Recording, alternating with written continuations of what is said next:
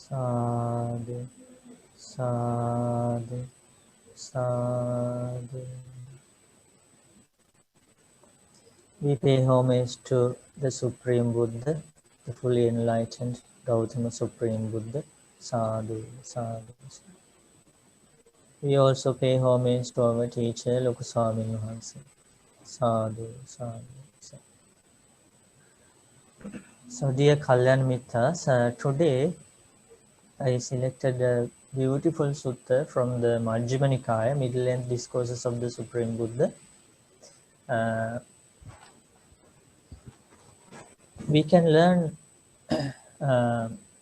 beautiful things about the life of the Supreme Buddha by studying that sutta. And I like to give all the Kalyanamitas to read that paragraph by paragraph, so everybody can join. While one Kalyanamitta is reading, others can listen to it while reading. So let me share the sutta.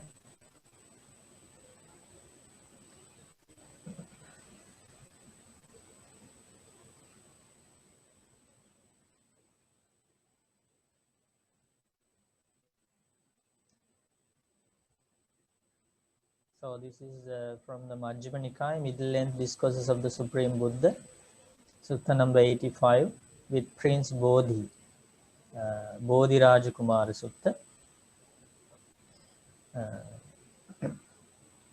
Because I thought it is very important to understand the struggle of the Supreme Buddha for enlightenment. It gives so much courage and determination to the followers as well to understand how hard our great teacher, the Supreme Buddha, strived to attain this enlightenment. So we can place our confidence in his path.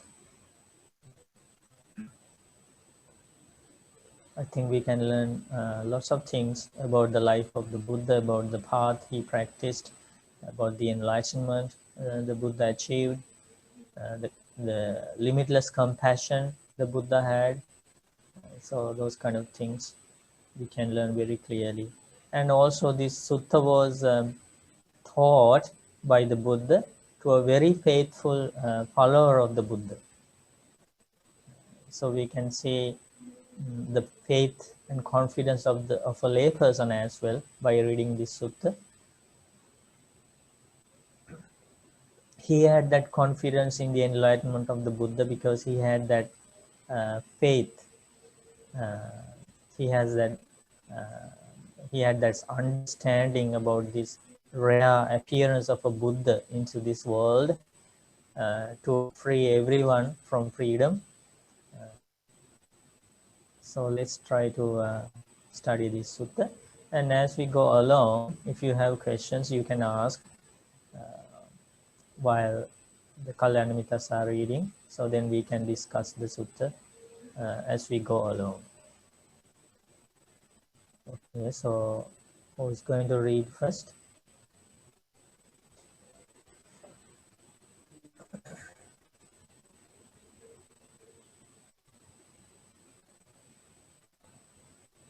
And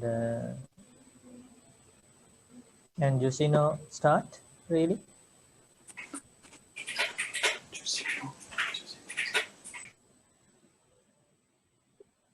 Yes, Bante.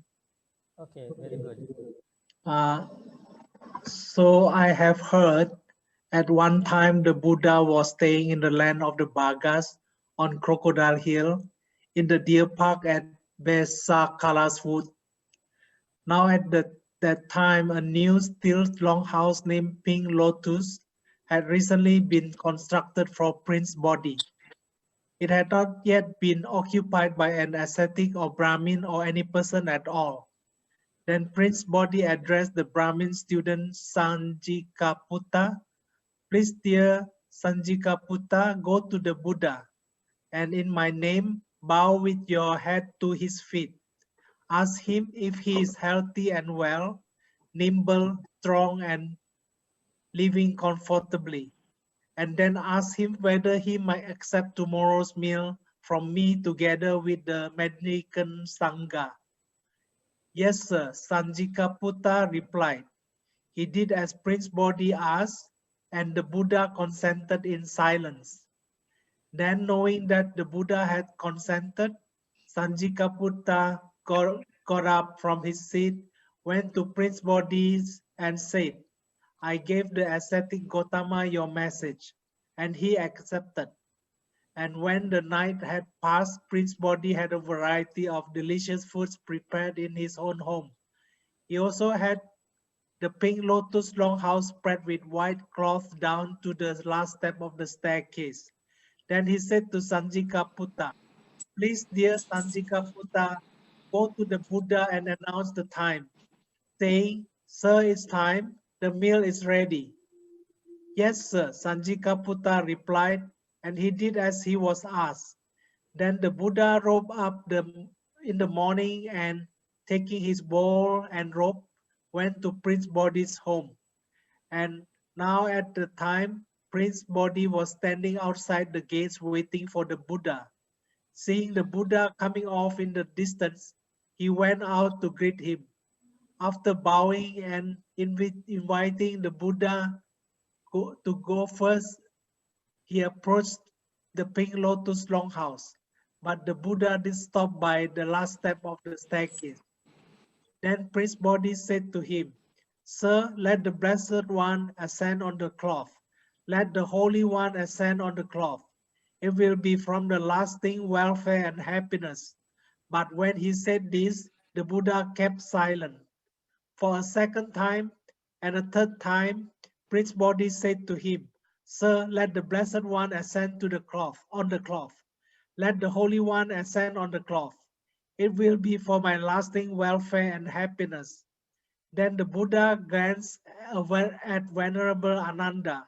So Ananda said to Prince Bodhi, fold up the cloth, Prince.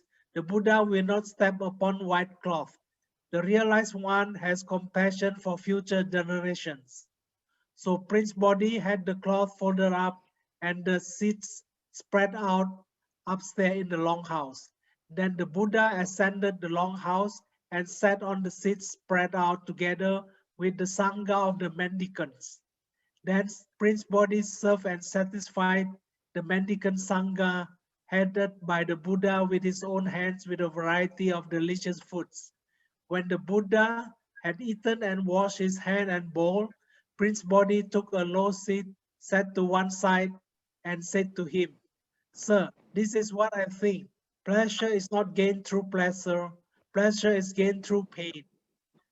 Prince, Let me pause here. Sadhu, sadhu, sadhu. We rejoice in your Jusino's good karma for reading the beautiful words of the suttas. So I think everybody can understand the introduction part of the sutta and what was happening. So what is the name of that prince who built a new mansion? Bodhi. His name is Bodhi. Right? So he invited the Buddha and the Sangha because it was kind of a very auspicious thing for lay people to invite the Sangha for a very brand new house, a building, anything like that. So after Sangha used it, then the lay people will use it. They thought the arrival of the Buddha or the Sangha into their new house or the new building is a blessing for them. And this belief actually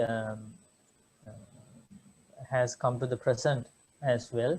So even when we were in Toronto and in other foreign branches also, when people purchased new houses and when they wanted to move to a new house, they would invite Bante. So Bantes would go there first and chant Paritta, the blessing chantings. Then they will use that house after the Sangha sat there and chanted Parita. So it was a blessing. So the same thing is happening to receive blessings. Prince Bodhi invited the Buddha and the Sangha. So Buddha went there with the members of the Sangha.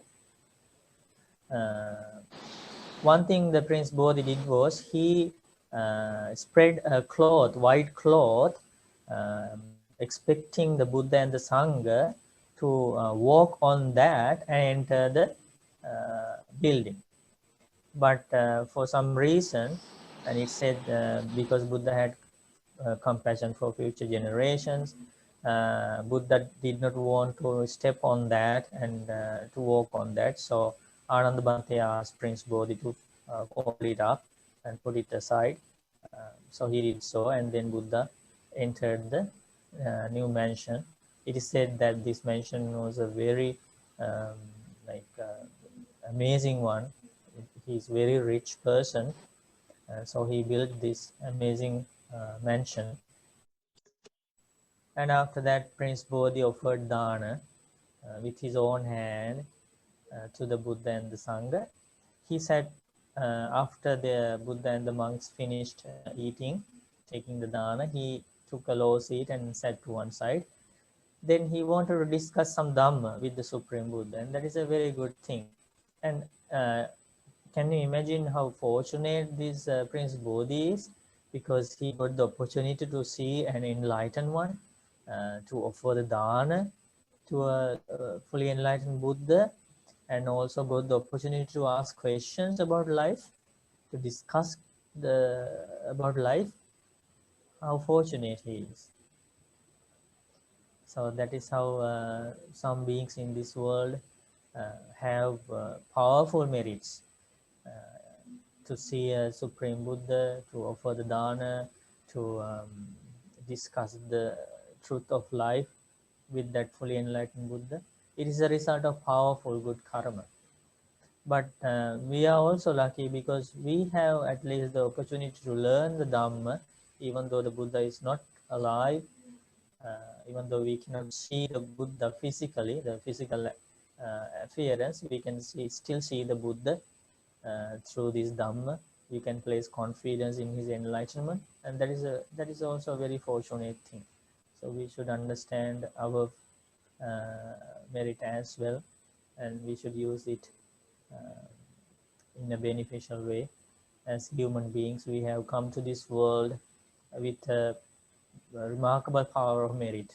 So you can be very happy about the way you are using that merit in terms of learning these amazing teachings of the Buddha.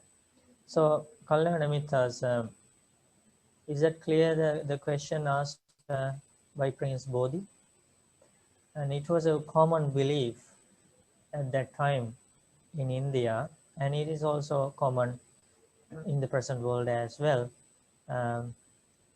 This notion or this statement, pleasure is not gained through pleasure. Happiness is not gained through pleasure. Happiness cannot be gained by a happy path. Happiness is only gained by a painful path. So that is kind of a very common belief. And do you remember, have you heard about how some of the renunciants or the ascetics practiced self-mortification, like so many ways of torturing the body? So Buddha to be also practiced at some point. That's all self-mortification, torture one's own body. It is because of that belief. People believed if you want to be liberated, if you want to gain that lasting happiness, you need to give so much pain to this body. You need to torture this body. That was a very strong belief at that time, especially among truth seekers. So the Prince Bodhi also had some kind of belief in that idea. So he put this question to the Supreme Buddha. Happiness can only be gained by a painful path, not by a happy, pleasant path. Now he is sitting in front of the Supreme Buddha, and Supreme Buddha is going to clarify this statement. He is going to explain, actually he is going to explain that belief is not right. It is a wrong belief, because Buddha is going to explain how hard he worked for the enlightenment, how much pain he gave to his body, but still that path of giving pain to the body did not liberate him. So we are going to learn about that. Next, who is going to read? Can Linda read? Yes, Bante, I can read. Okay. And if you have questions, you can ask. At the same time, you can just turn on the mic and ask questions if you have. Otherwise, we can. Bante, I had a question. This is Ben and Bante. So the belief that pain would lead to pleasure, was it because people thought that their bad karma from the past could be the effects of them could be reduced by self-mortification? Self-motivation. Yeah, you are right. Because this was main doctrine of the Jain's leader, Nigantanatha Buddha. So he used this idea. So he said, we have bad karma coming from past lives. The way to eradicate that, the results of bad karma, is to torture the body. You're right. So that is behind that wheel. Okay, Ben. Thank you, Bante. Got a question, Bante. Okay, Rob. Please ask. Just maybe I was not listening very well, but just a question about the white cloth. Just why the white cloth, and why did the Buddha not want to step on the white cloth? Maybe you already explained that. I'm not sure. It's no. It's I can answer that. So it was kind of he wanted to receive some blessings, kind of thing, and after that, actually, Buddha gave the opportunity for people to do that, and I think you have seen that the people doing that when we have a ceremony or festival kind of thing, people would put a cloth on the floor, and that is different colors, not necessarily white, and monks are allowed to walk on that because people believe that is a way of respect, kind of respecting the Sangha. But in this case, anyhow, Supreme Buddha didn't want to walk on that, and but later he gave the opportunity to lay people to spread a cloth and walk on, so monks can walk on that. Thank you, Bante. You're welcome. Linda, I can read for you if you like. Linda, I know you don't really want to do a lot of talking today. Would you like me to read? Can read. Okay, please, Rob, go ahead. Okay. Hang on a sec. Starting with Prince. Okay, Prince, before my awakening, when I was still unawakened, but intent on awakening, I too thought, pleasure is not gained through pleasure, pleasure is gained through pain.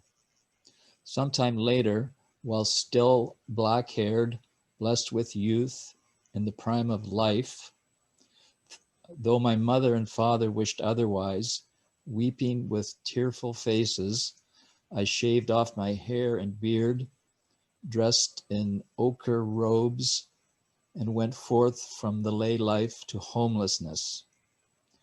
Once I had gone forth, I set out to discover what is skillful, seeking the supreme state of sublime peace. I approached Alara Kalama and said to him, Reverend Kalama, I wish to live the spiritual life in this teaching and training. Alara Kalama replied, Stay venerable, stay venerable.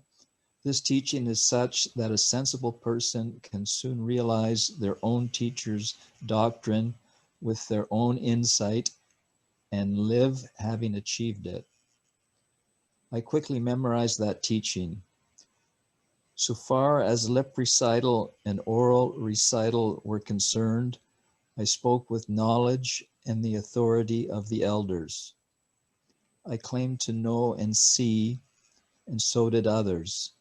Then it occurred to me, it is not solely by mere faith that Alara Kalama declares, I realize this teaching with my own insight and live having achieved it.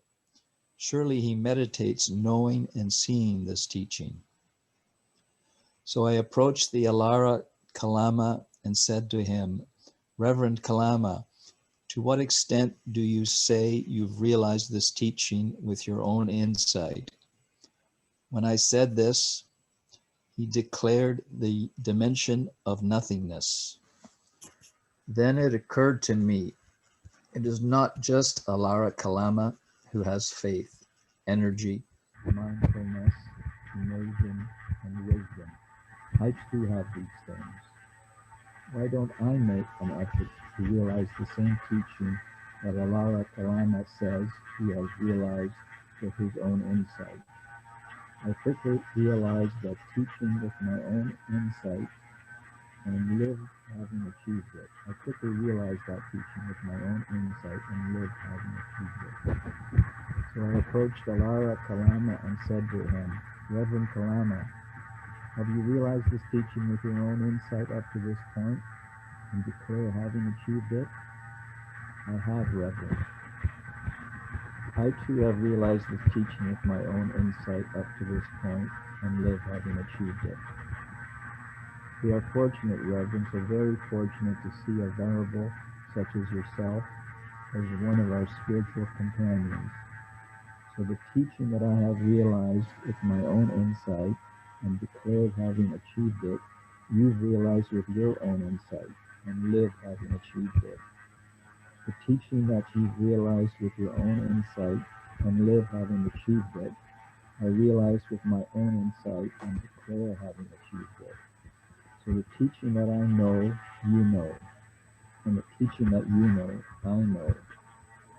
I am like you and you are like me. Come now, Reverend. We should both lead this community together. And that is how my teacher, Alara Kalama, placed me, his student, on the same position as him, and honored me with lofty praise. Then it occurred to me, this teaching doesn't lead to disillusionment, dispassion, cessation, peace, insight, awakening, and extinguishment. It only leads as far as rebirth in the dimension of nothingness. Realizing that this teaching was inadequate, I left disappointed. I set out to discover Okay. what is... Let me pause here, Rob. May rejoice in your reading. Sadhu, sadhu, sadhu. So now we can say the Buddha to be, right? The Buddha before his enlightenment, he went to the forest, he went into the deep forest, and he heard that there are very spiritual, like strong spiritual masters, very wise masters are in the forest, and they have realized very special things about life. They have attained special knowledges. So he went to one of those teachers, and his name is Alara Kalama. So he went there and he studied everything, he practiced everything, and it was about a deep samadhi, deep concentration of the mind, Akinchanyayatana, and dimension of nothingness. It's a very powerful concentration level. Buddha to be achieved that, and he asked, what is the result of this practice? So I have achieved that state of concentration. And the Alarakalama, the teacher, the master said, as the result of this concentration, you will be reborn in the Brahma world, right? And then the Buddha to be was very wise, and he started to think, okay, if I am going to be reborn again, no matter whether in the heavenly world, human world, in Brahma world, if there is another birth somewhere, I will have the same problems of life again. Because he was a prince, he had everything, but one day, for the first time in his life, he saw an old man, a sick person, a dead body. So he realized, even though I have everything in the palace as a royal prince, if this is going to happen to this life, what is the true happiness of life? There should be something else, something more to this life. That's why he, as we realized, when his parents didn't want him to leave the palace, so when he was discussing about this true nature of this life, the meaningless nature of these worldly pleasures with his parents, the parents always started to cry, because they remembered the prediction of those wise teachers that prince would one day give up these material pleasures and would be a monk, and finally he will attain enlightenment. So they remembered that prediction. So they didn't like it. So they started to cry. But one day he managed to leave the palace out of compassion for himself and compassion for others, to find the truth of life. So in his mind, it was very deeply established, this idea that if there is birth somewhere, that means my problem is not solved fully. So that is why he understands this teaching does not lead to disillusionment, dispassion, cessation, peace, insight, awakening, and extinguishment. This will only give me another rebirth. So he didn't like that teaching. So he was disappointed. He left that teacher, Alarakalama. He went to another teacher, Uddakarama Putta.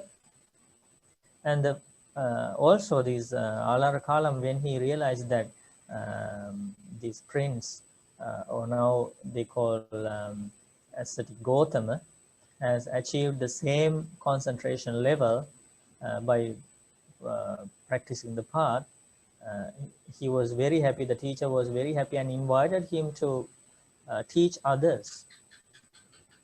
Now,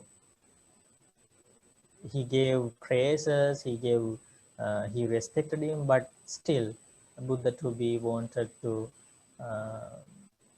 be there. So he left that. So in the same way, he went to another teacher, very famous teacher, Uddakarama Putta. There also he learned his teaching, and he achieved another powerful concentration level, and that is called Neva Sanyana Sanyayatana, dimension of neither perception nor non-perception. Again, he went to see the teacher and asked, what is the result of this? Now I have achieved this powerful concentration level. So what is the result of this? What can I achieve from this? And the Karama said, you will be reborn in Brahma world. Again, Buddha to be was disappointed, because he realized, if I'm going to be reborn, then I'm going to get old, I'm going to get sick, I'm going to die.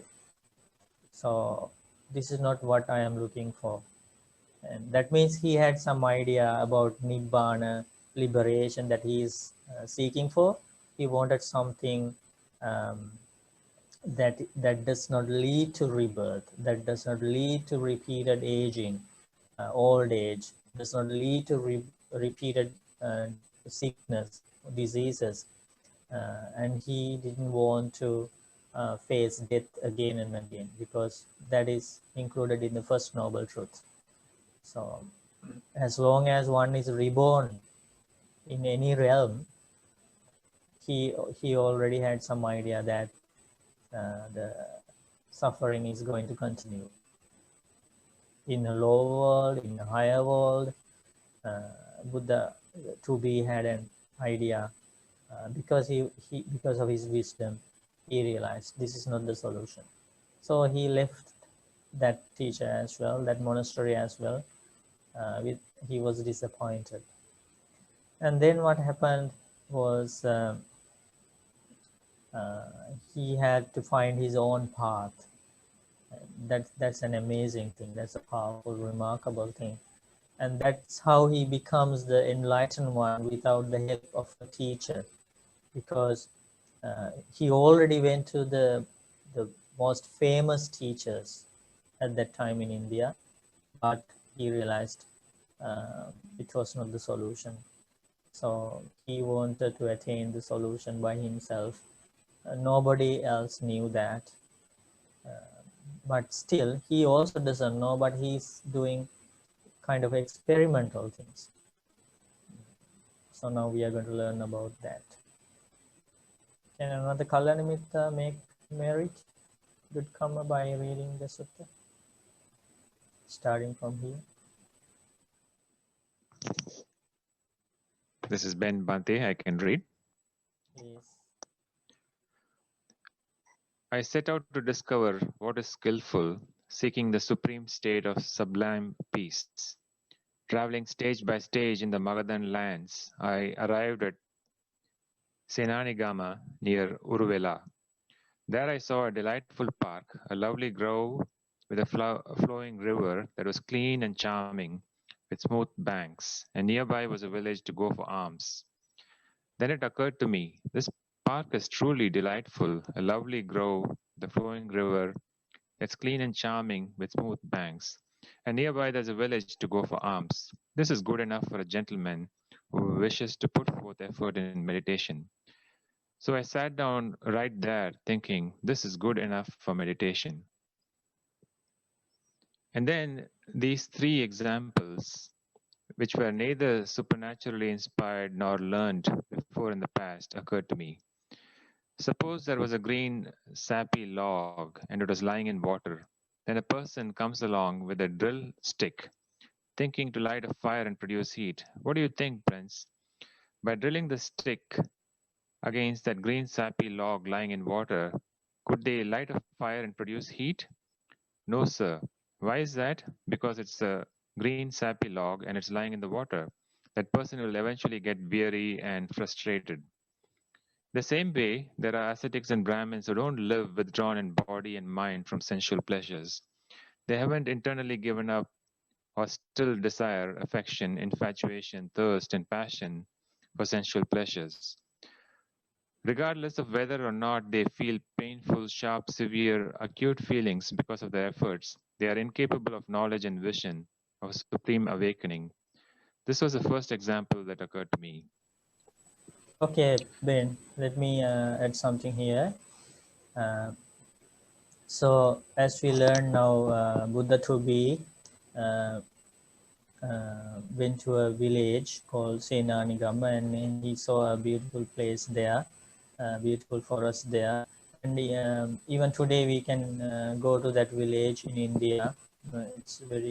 It's in Bodh Gaya, and the pilgrims would go there even today, and we can see that area. So there Buddha selected a place to practice meditation and the path. So it occurred to him is three similes, and the first one is that as you heard about it, if there is this wet log and it is lying in the water, and if someone is going to make fire from that, and it would be a failure, and because the log is wet, yeah, and also it is in the water. So the meaning here that Buddha to be understood was, if a truth seeker still has desires for material things, the worldly pleasures, and he uses those objects and with attachment to those things, even though he tortures his body or not,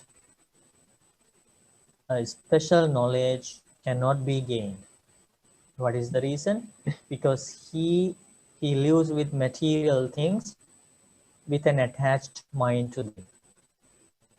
So that's what he realized first.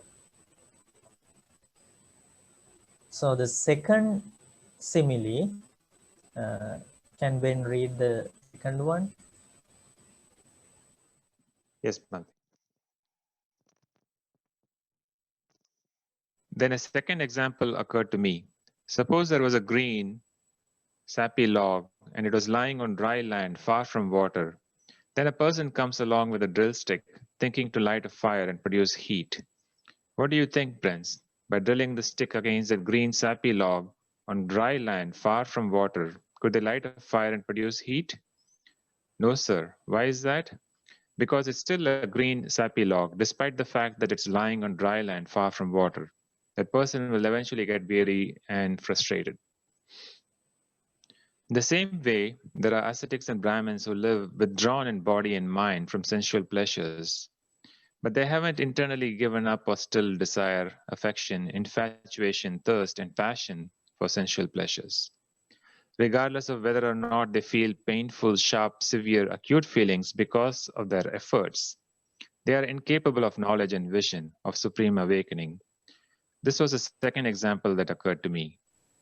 Okay, so let me explain here.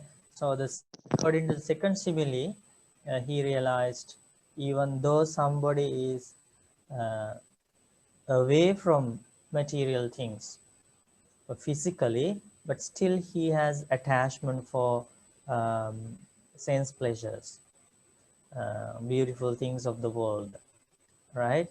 So he's away from those physically, but he still lives with them in mind.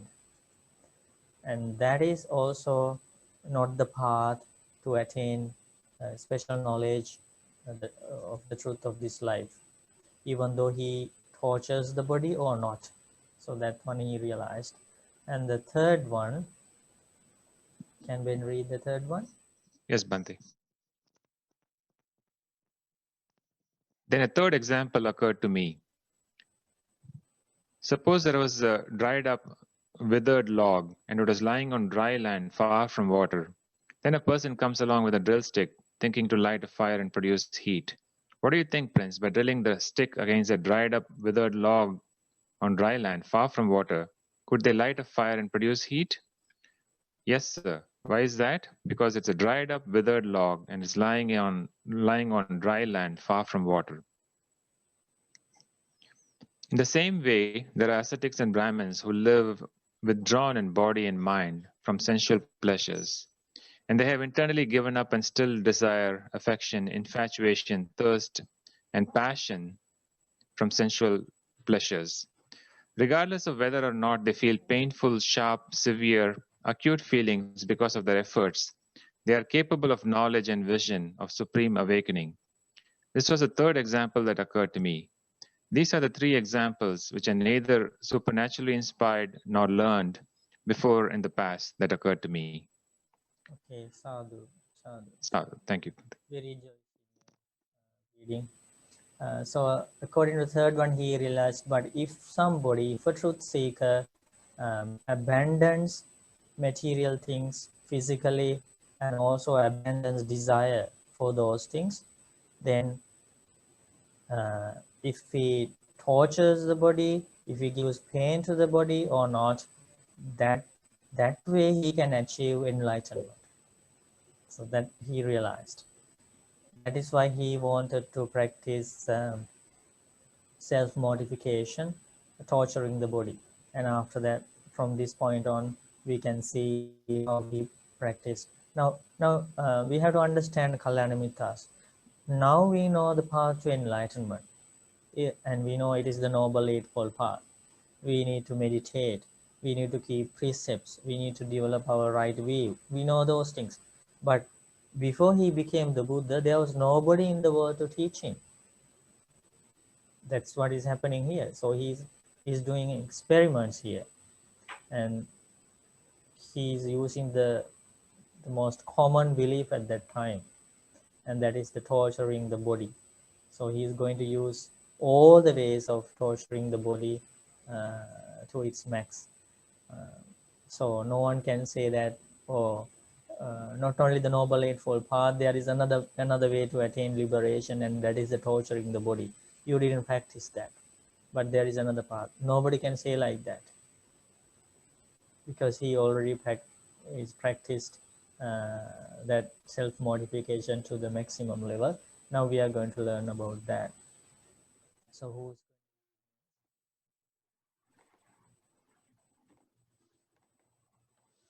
I can read Bhante.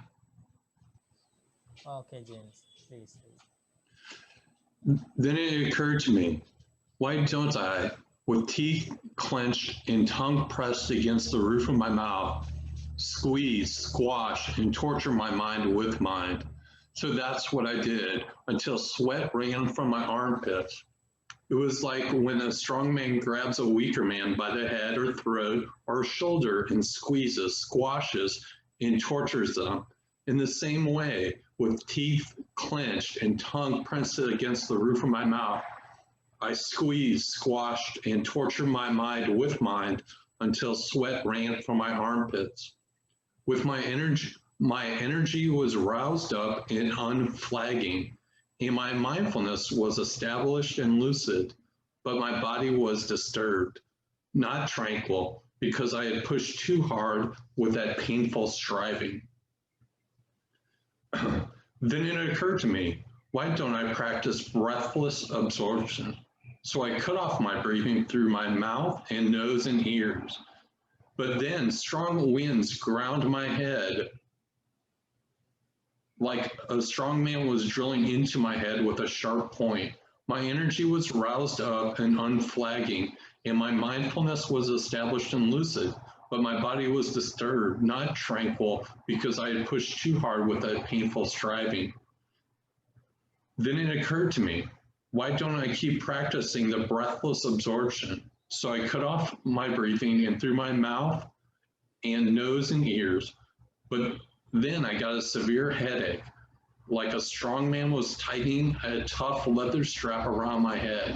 My energy was roused up and unflagging, and my mindfulness was established and lucid, but my body was disturbed, not tranquil, because I had pushed too hard with that painful striving. Then it occurred to me, why don't I keep practicing the breathless absorption? So I cut off my breathing through my mouth and nose and ears, but then strong winds carved up my belly like a deft butcher or their apprentice was slicing my belly open with a meat cleaver. My energy was roused up and unflagging, and my mindfulness was established and lucid, but my body was disturbed, not tranquil, because I had pushed too hard with that painful striving. Then it occurred to me, why don't I keep practicing the breathless absorption? So I cut off my breathing through my mouth and nose and ears. But then there was an intense burning in my body, like two strong men were grabbing a weaker man by the arms to burn and scorch him on a pit of glowing coals. My energy was roused up and unflagging, and my mindfulness was established and lucid, but my body was disturbed, not tranquil, because I had pushed too hard with that painful striving. Then some deities saw me and said, the ascetic Gautama is dead. Others said, he is not dead, but he's dying. Others said, he's not dead or dying. The ascetic Gautama is a perfected one, for that is how the perfected ones live. Sadhu, sadhu, sadhu. Jen, we rejoice in your reading. Good karma. Thank you about that. So how are you doing now? You are in the US? Yes, yes. Okay. So bless you. Thank you. Thank you. Okay. So dear Kalyanamitas, here we can understand how extreme he practiced the self-mortification, and now we talked about breathing meditation because the Buddha thought about it after he attained enlightenment. But here, before he attained enlightenment, he didn't know that it was the path to enlightenment, the meditation, the proper way to meditate. So he practiced breathing-less meditation kind of thing. We can say breathing-less jhana, apranika jhana. What he did was he completely cut off breathing from his mouth, nose, and ears eventually, and it gave him like sharp, severe pain. It was so bad, but he still managed to keep his body, and he wanted to practice that to the extreme level, because he thought by giving the pain to the body I can achieve liberation.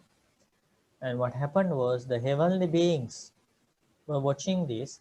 They also didn't have an idea about the path to enlightenment, and some of those devas, heavenly beings, said the ascetic Gautama is dead, because they saw at some point the Buddha to be fell over on his head, and because of this extreme practice, so they said, they concluded ascetic Gautama is dead, and some of the heavenly beings said, no, he is not dead, but he is dying. That's how much severe the practice was. Some of the deities said, no, he is not dead, he is not dying, this is the way of a fully enlightened Buddha. That's how they concluded. Nobody knew about the path to enlightenment. Okay. If you have questions, you can ask, you can turn on the mic and ask as we go along. If you don't have questions, we can keep learning the sutta. Okay, who's going to read next? Bante, Navodaya. Can I try to read, Bante? Okay. It's Wani here. Okay, Vani, read. You want to read or you have a question? No, I want to read. Okay. Then it occurred to me, why don't I practice completely cutting off food? But deities came to me and said, good sir, don't practice totally cutting off food. If you do, we'll infuse divine nectar into your pores and you will live on that. Then it occurred to me, if I claim to be completely fasting while these deities are infusing divine nectar in my pores, that would be a lie on my part. So I dismissed those deities, saying, there's no need. Then it occurred to me, why don't I just take a little bit of food each time? A cup of broth made from mung beans, lentils, chickpeas, or green grams. So that's what I did until my body became extremely emaciated. Due to eating so little, my limbs became like the joints of an 80-year-old or a corpse. My bottom became like a camel's hoof. My vertebrae stuck out like beads on a string, and my ribs were as gaunt as the broken down rafters on an old barn. Due to eating so little, the gleam of my eyes sank deep in their sockets, like the gleam of water sunk deep down a well. Due to eating so little, my scalp shriveled and withered like green bitter gourd in the wind and sun. Due to eating so little, the skin of my belly stuck to my backbone, so that when I tried to rub the skin of my belly, I grabbed my backbone. And when I tried to rub my backbone, I rubbed the skin of my belly. Due to eating so little, when I tried to urinate or defecate, I fell face down right there. Due to eating so little, when I tried to relieve my body by rubbing my limbs with my hands, the hair, rooted at its root, fell out. Then some people saw me and said, "The ascetic Gautama is black." Some said, "He's not black, he's brown." Some said, "He's neither black nor brown. The ascetic Gautama has tawny skin." That's how far the pure, bright complexion of my skin had been ruined by taking so little food.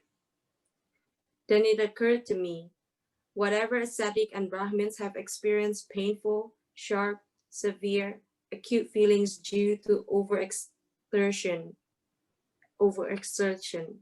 whether in the past, future, or present, this is as far as it goes. No one has done more than this.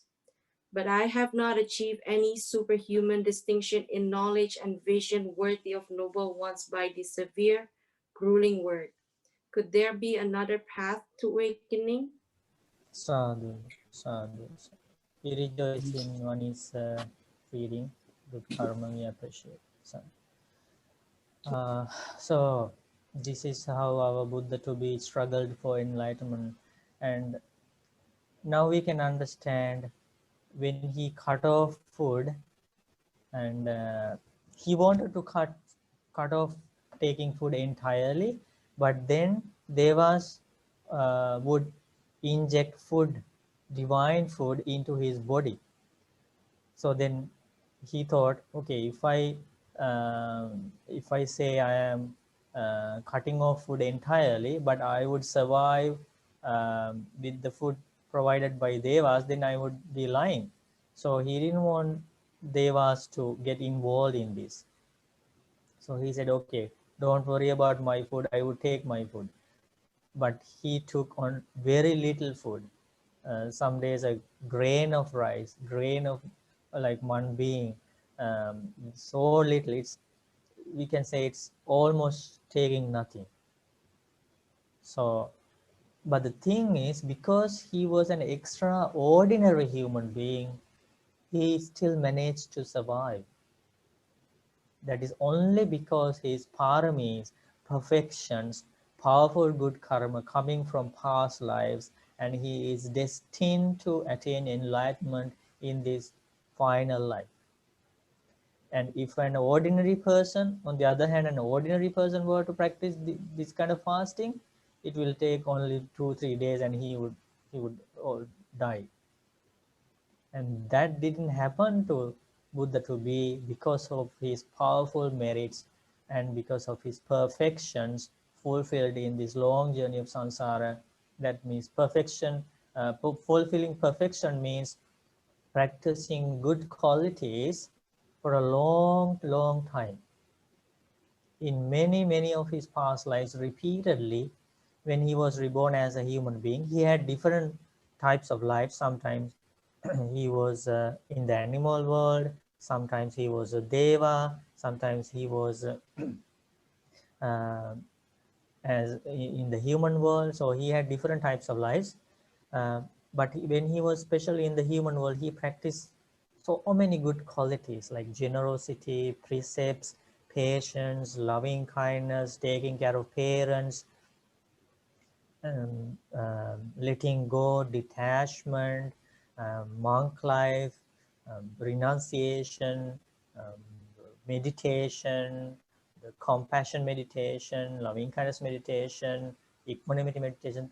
He practiced so many good qualities, determination, patience. So as a result of this accumulation of powerful good karma, he did not die. but his body was extremely weak. And we learned that from his own words now. It is because he thought torturing the body is the path to enlightenment, to liberation, to freedom from suffering. Because he didn't know the path and no one else knew the path. But finally he realized, now I have practiced this self-mortification to the maximum level, and this is as far as it goes. No one has done more than this. But still I haven't attained any special knowledge to end suffering. So finally it occurred to him, could there be another path to awakening? Could there be another path to enlightenment? Now Kalyanamitra, now we can see how he himself is going to discover the path. That's why we say Samma Sambuddho.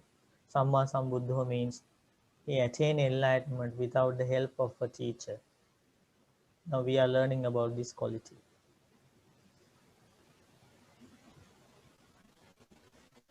Okay. Who is going to read next? Namo Buddhaya, Bhante. I have a question. Okay. Okay, please go ahead. Supreme Buddha, in that time, he didn't know what was enlightenment. He was still searching for enlightenment. Correct. So how he did, he didn't know what was dependent origination. He didn't understood like perfectly everything, but Correct. how he knew he was looking for it, like he knew he didn't know that. Yes, but he knew at least this part. Which part? That if there is birth somewhere, that means there is suffering. That part was clear to him. I see. Based on that, he was looking for a path. So the day, if he finds the path, he knew that it should be a path that would stop rebirth. I see. Okay. So that was the basic understanding he had at that point, but he didn't know how to do that. Yes. And the amazing thing is that now we can see, when we move forward with this sutta, we can see that the breathing meditation, the practice of the breathing meditation, attaining the jhanas, these things made things clear for him. He was able to see more things about this life clearly, and then he, because he was the Buddha to be, his wisdom, his perfection and everything helped him to find out the way to end suffering one by one. I see. Yes. Okay. Okay. Thanks so much, Bhante. You're welcome. So let's learn what happened next. Now he already decided to give up. And did you see that? He already decided to, the Buddha to be already decided to give up torturing the body, because he realized he had practiced to the maximum level, but he didn't achieve anything special, any path to end suffering. He realized that, and at this point he had already given up two extremes. What is the first extreme he already gave up? That's called Kama Sukhallikan Yoga, the extreme of engagement in sense pleasures, gratifying the senses, which he practiced when he was in the palace. Because some people think giving so much happiness to these senses is the way to live happily. So he was engaged in that. That's called the Kama Sukhallikan Yoga. So he realized, no, this life will not lead to freedom of suffering. Everything is temporary. Happiness coming to these senses. We see beautiful things. We hear music.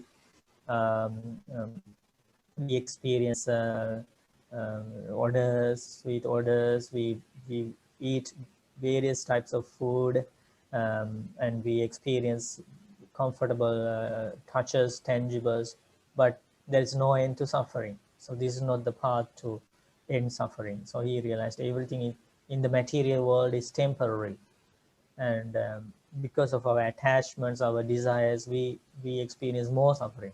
So he gave up that when he renounced the palace, and then he fell into the second extreme, that is the torturing the body. And at this point he has realized that is also unbeneficial. It does not lead to special knowledge of life. So he abandoned both extremes, and now he is going to attain the knowledge about the middle path, abandoning both extremes, abandoning the extreme of sense pleasures, abandoning the extreme of self-mortification. Now he is going to attain the middle path, the Noble Eightfold Path, without the help of a teacher. And we can see very beautifully, he, with his own words, we can see how it happened. And we are very lucky to learn about these things. Today we know, at least to some extent, about meditation, about defilements, about, we talk about calming meditation, we talk about vipassana, insight meditation, we talk about precepts. It's all because he discovered these things as a result of this struggle for enlightenment. And as faithful followers of the Buddha, as those who are interested in this path, we are very lucky to learn how it happened. Now we can see how it's happening here. So it's going to read next.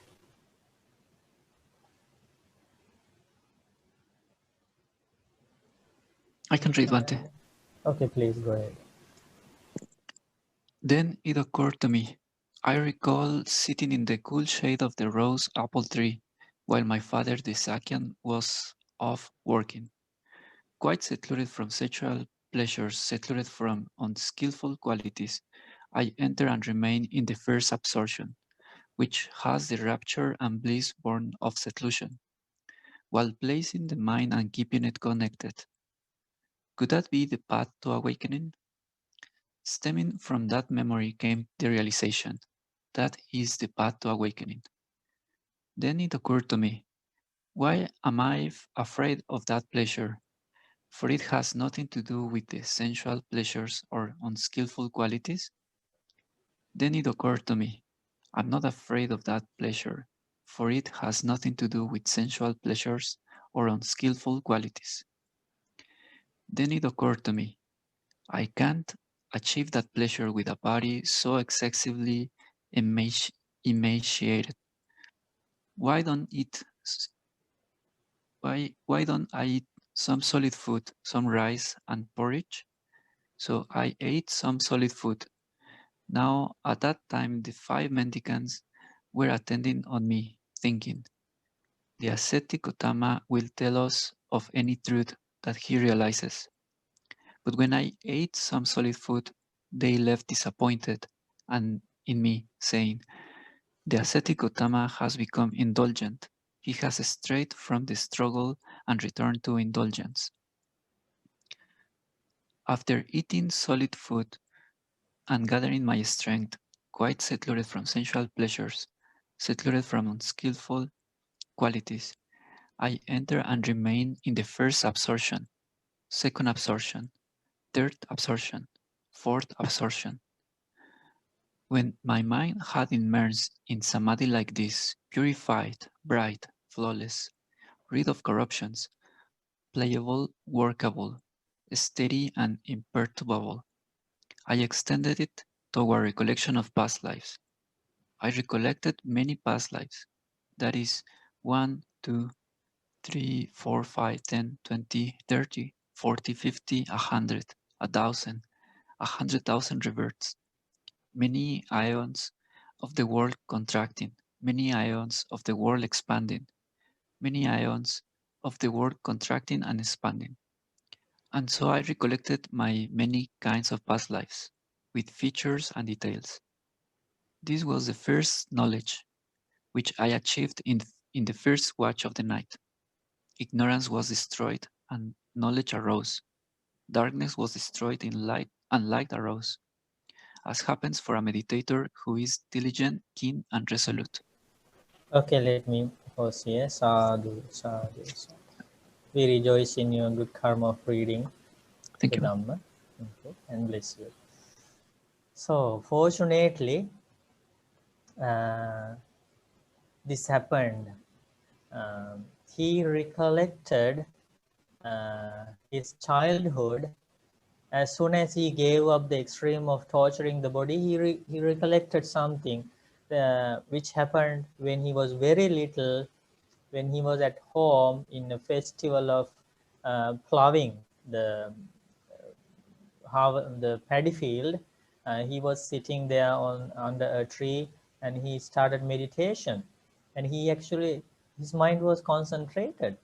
He recollected that, and he thought, oh, that must be the path to enlightenment. It just occurred to him. He wanted to practice that, but there is one point here, and he realized, but if that is going to be a path factor for enlightenment, there is this happiness involved in that, because that jhana is so happy. He remembered how happy it was, and because it is detached from sense pleasures, detached from unwholesome qualities, and it is that jhana had rapture, happiness, all the happy things during the meditation. He remembered that. But now, what was his original idea? Happiness cannot be gained by happiness. Liberation cannot be gained by a happy path, right? Happiness is to be gained through a painful path. But here, as the path, now he is going to select this happy thing, this jhana, concentration. And that was completely opposite from his original idea. But he realized, why should I be afraid of this happiness? Because this is nothing to do with bad qualities, bad things. Because meditation is a very good thing, and there is nothing unwholesome in that meditation. So let me practice this. I don't need to be afraid. And that is the point he gave up his idea, the original idea. Okay. He changed his mind. This happy path could lead to enlightenment as well. So he gave up the original idea.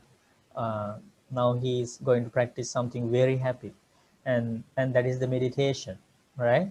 But he needed a strong body, healthy body to do that, which he did not have at this point, because he was very weak. He was almost taking zero amount of food, and he was like a skeleton. Imagine, like, he had 32 great marks on his body before he started fasting. He was so handsome, he was so beautiful and attractive, but now all those great marks of Buddha kind of disappeared because of his fasting, and he was very weak. But he wanted to regain his strength, so he started going on arms round and eating some food. And that, you remember, the 5 monks were attending on him, I think, with the belief that if ascetic Gautam attained enlightenment, he would teach us. They were disappointed because they had the belief that self-mortification, torturing the body, is the path to enlightenment.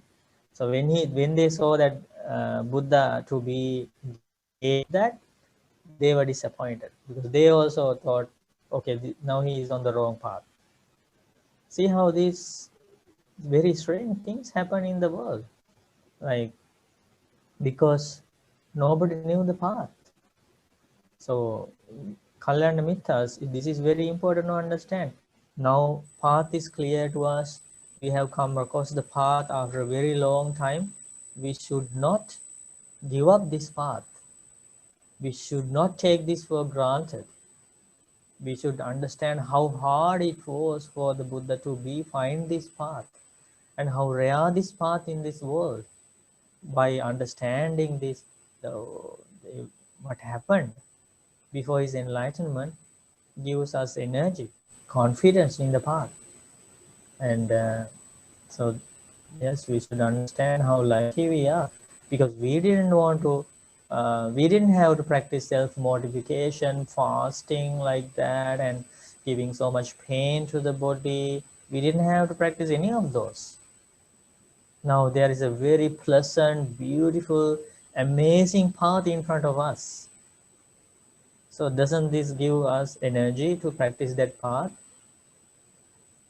It's kind of, when we compare how hard it was for him to find this path, all the pain he had to experience. We don't have to experience that kind of pain to practice this amazing path. So let's think like that. So now he practiced meditation, breathing meditation. He attained the first jhana, second jhana, third jhana, fourth jhana, and fourth jhana was very powerful.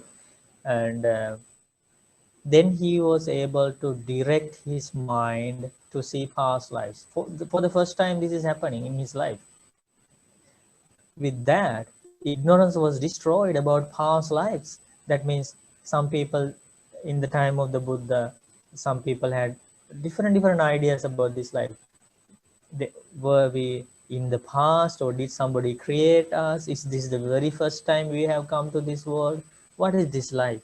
There were so many questions, but this first knowledge of seeing past lives, he already got so many answers to this life. Oh, this is a long journey.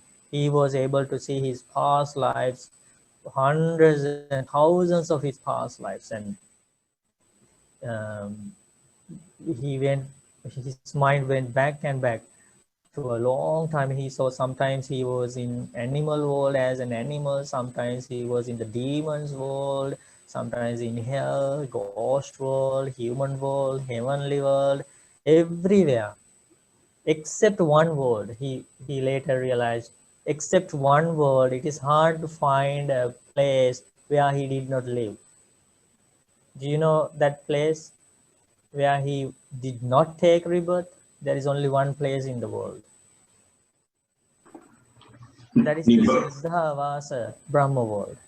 Suddhavasa Brahma world. We call it pure abodes Brahma world, because only the non-returners who attain the third stage of enlightenment are reborn there. If a Brahma, if somebody is reborn in that world, he would never come back to a human world or heavenly world again. He would attain final parinibbana, final passing away there. So that did not happen to the Buddha. So except that place, he journeyed in all the other places. He took rebirth in different forms of life. He realized this is a long journey, and in that journey he saw many human lives he had, and every time he had these lives, he grew old, he got sick, he died, he separated from loved ones, he cried a lot, like we experience today, all the suffering in our life. He experienced the same thing in this long journey of samsara, and he realized this is not the very first time I have been born into this world. This is not the very first time I am going to die. The same thing happened again and again, over again and again. So he was kind of he realized that this is a meaningless journey, because we are doing the same thing again and again, expecting lasting happiness, but we die every time unsatisfied, because whatever things, happy things we try to collect for our life, we will have to leave them again. Right? We don't want to leave them, but we have to leave them and go. We die. So he realized, what is the meaning of this life? We work so hard to achieve things for our life, to collect things for our life. And then suddenly leave everything and go.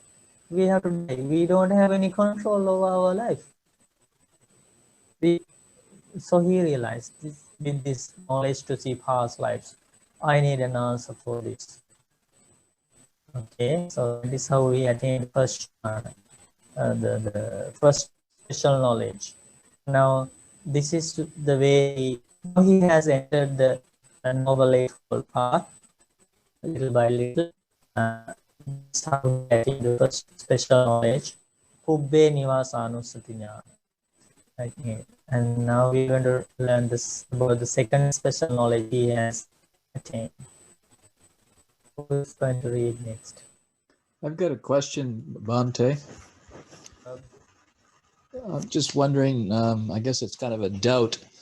I'm just wondering if maybe the middle way or the middle path that he finally discovered, I'm wondering if it was only accessible to him because he first tried those two other extremes, and maybe for the rest of us who have not tried those two other extremes, that the middle path is less accessible for us. No, don't think like that. Then you will want to practice self-motivation also. No, it's Buddha already discovered that both those extremes are not the path.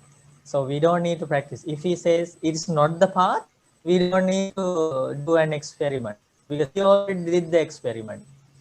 So we don't need to practice. But regarding the first extreme, the gratifying the senses, that we are practicing now. So don't worry about that. That's we are practicing. That is what we are doing mostly. Gratifying our senses, and so that was the first knowledge. So the second knowledge, now he's in the fourth jhana, and he directed he wanted to know the why beings wander in this samsara, like who is behind this journey, like who is sending beings to this world and that world. Bhante, Because yes. I'm sorry. I had a question about the first knowledge. Is it pointing to the law of karma? And it says his first knowledge was understanding past lives, but also the law of karma? No, the law of karma is the second knowledge. I'm about to explain about it.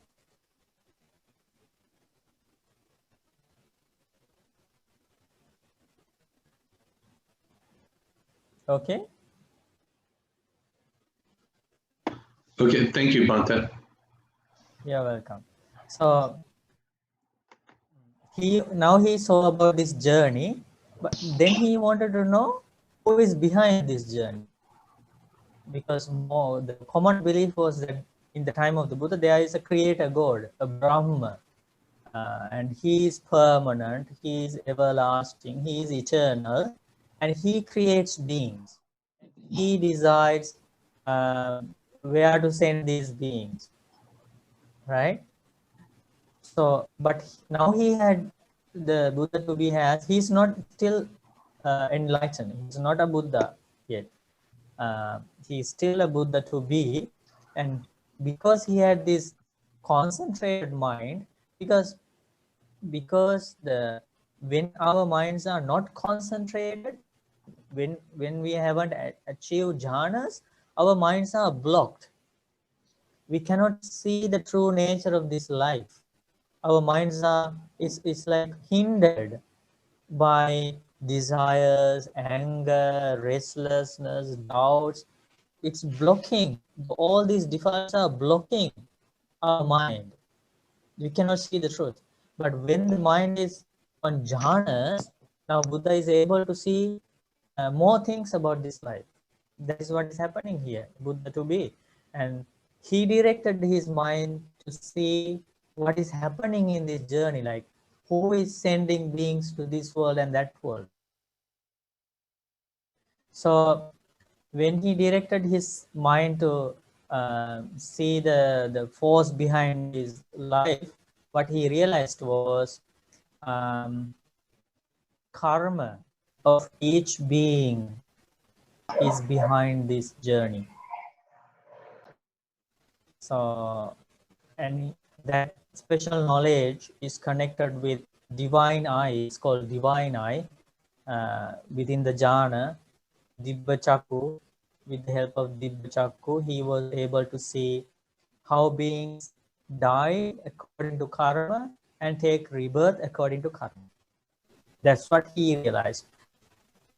This karma is behind everybody's life, and this karma makes somebody rich, somebody poor, somebody ugly, somebody beautiful, somebody powerful, somebody weak, somebody famous, and like that he realized karma is behind this.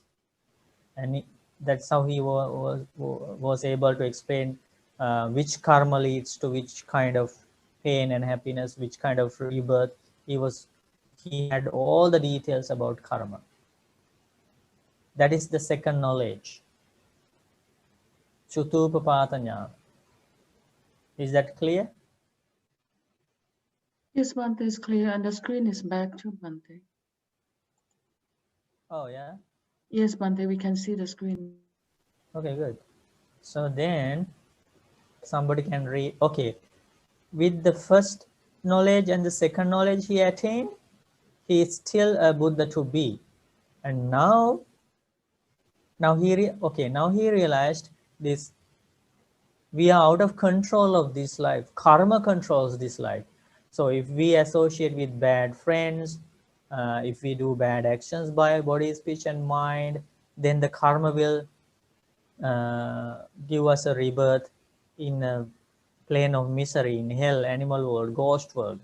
And if we associate with good people, we do good qualities, we practice generosity, keeping precepts, practice patience, loving kindness, compassion, meditation, that karma will give a rebirth in a better world, like human world and heavenly world. So he saw this is very risky, because you don't know who you are going to live with next time when you are reborn in the human world. And if you going to live with bad people and do bad actions because of that influence, if we end up in a plane of misery like hell and animal world or ghost world, it's like stuck there. You can't do any more like good things to come out of that. You had to wait until a good karma by nature comes to the surface when your lifespan is over there and gives you a happy rebirth. You had to wait. You don't know how long you had to wait there, because you cannot make decisions. So it's a risky life. That's what he saw. It's a very risk. You don't know what kind of karma is going to be accumulated next moment, because there is no guarantee that you will find the good people all the time. Every time when you are reborn, you are around the good people. You don't know that there will be a good dhamma to listen to. You don't know. Nobody guarantees. So he saw the same thing happened to him in his past lives. He went from life to another, sometimes happy lives, sometimes painful lives. Same, and he also realized it's the same nature of all other beings.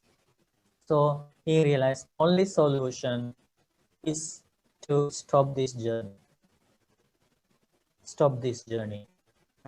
and to end rebirth.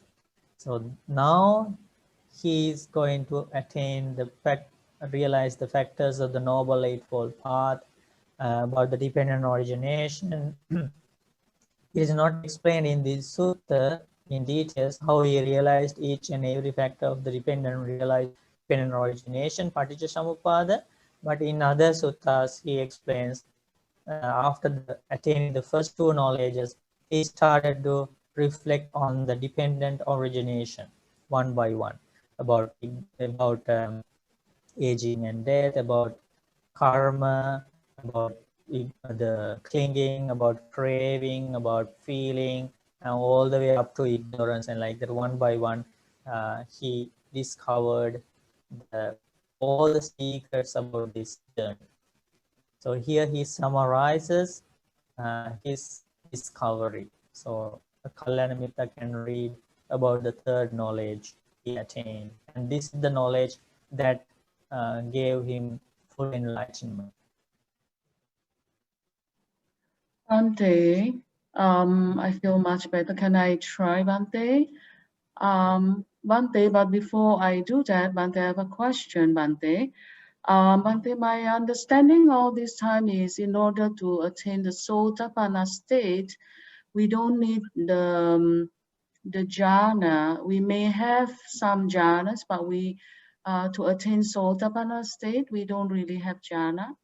And then my question to Bhante is, let's say if we attain before we pass away, we attain kind of like Saddhanusari or Dhammanusari, Bhante, and then we pass away as a Sotapanna. But then, because our lack of concentration, we are not able to attain that jhana state. Bhante, does it mean that in our subsequent lifetime, then we will have that opportunity to attain that jhana through our concentration in our next lifetime, Bhante? Because we are, yes. Yeah, this is guaranteed because Buddha says if you come to the first stage of enlightenment, it's guaranteed that you will fulfill the Noble Eightfold Path completely. You will practice it in your future lives. You have a maximum of 7 lives.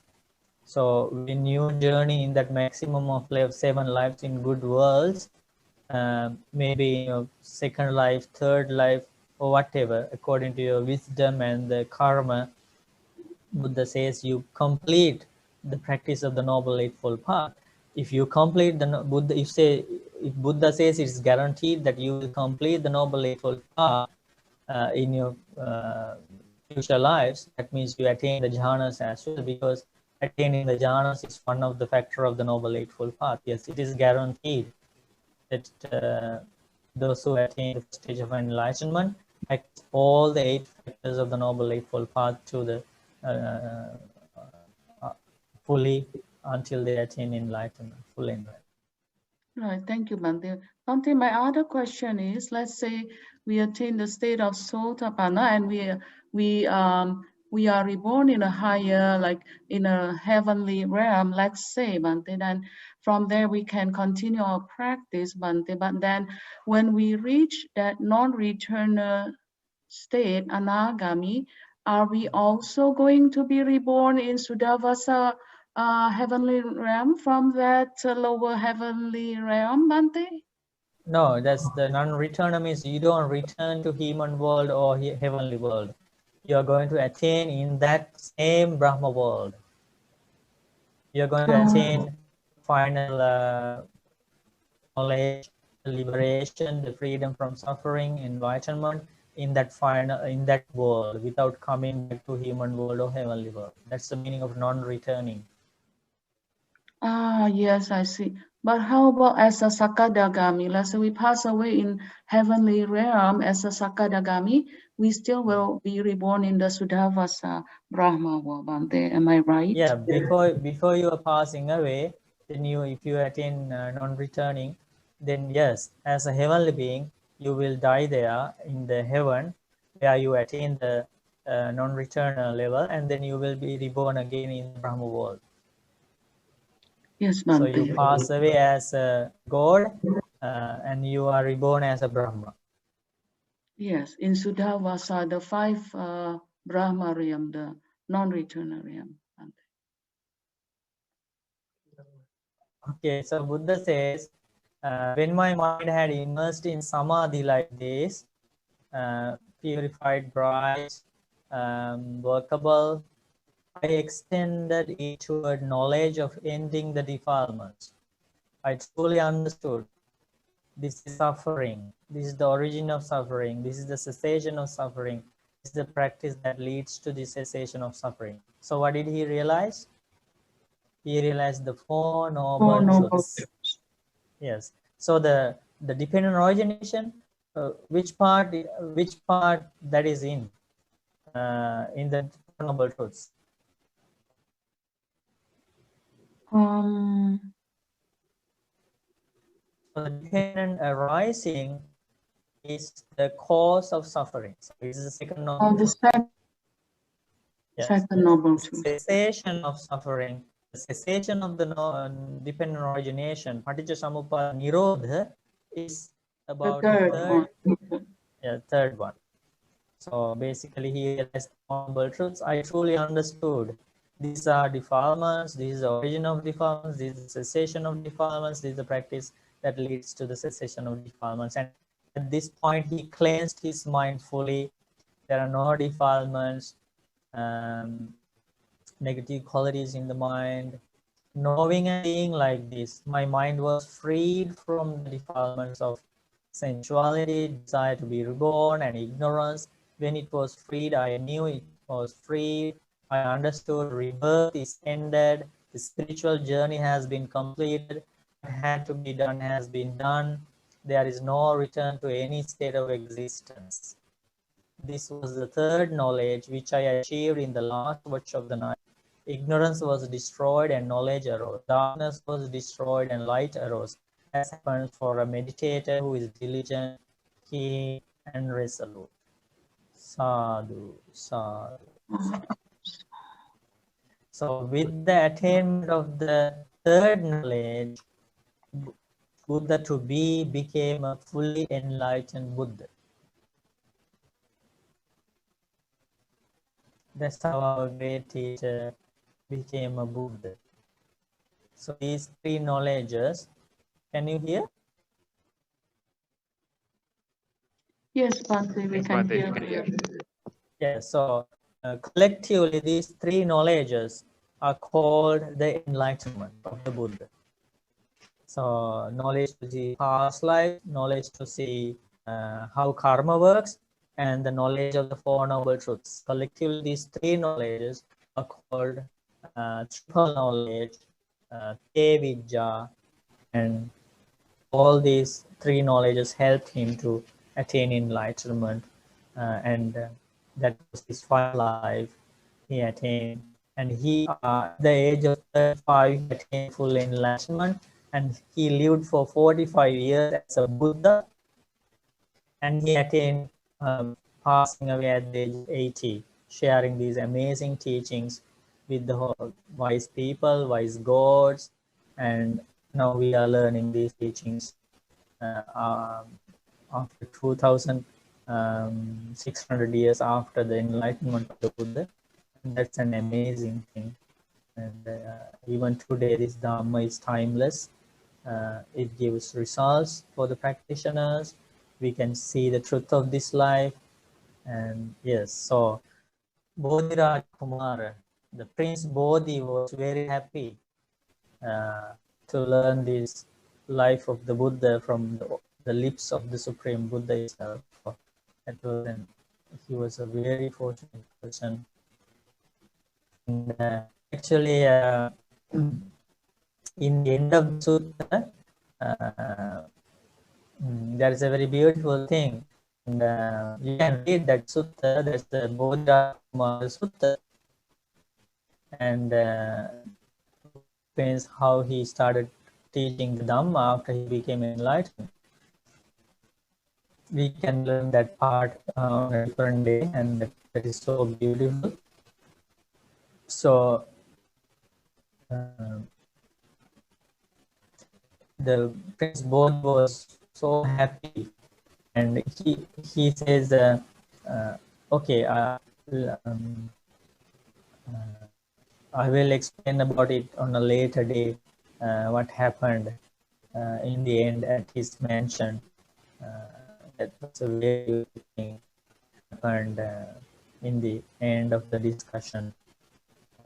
He was a very faithful devotee of the Buddha.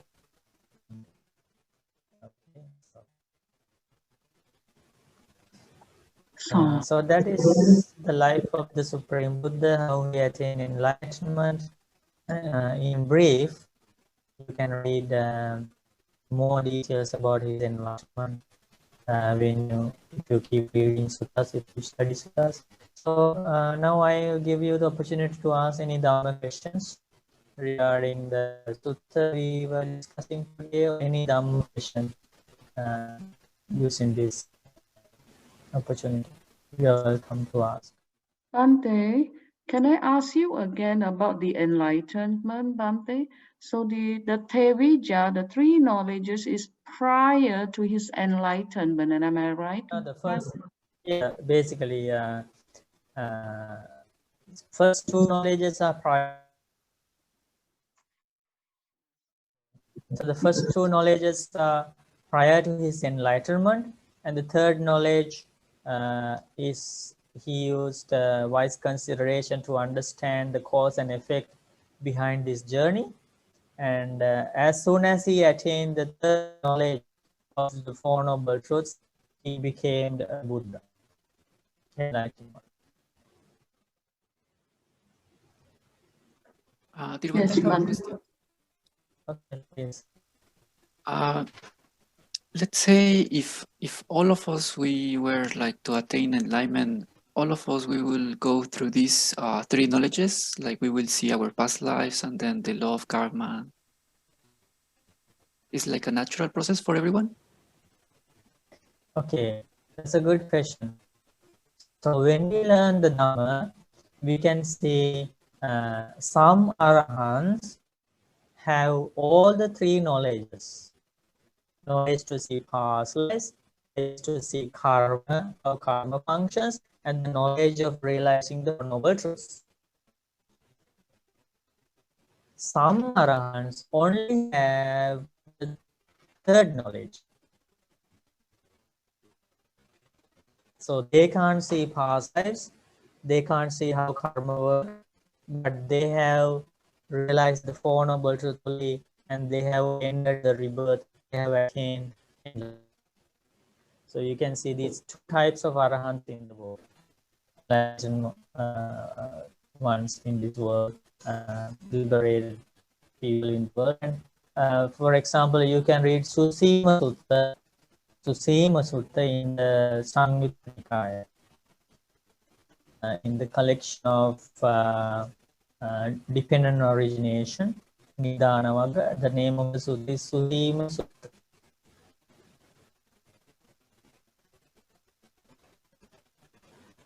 So is that clear? Some arahants have all the three knowledges, and the others have only the last one about the knowledge of Four Noble Truths. Is that?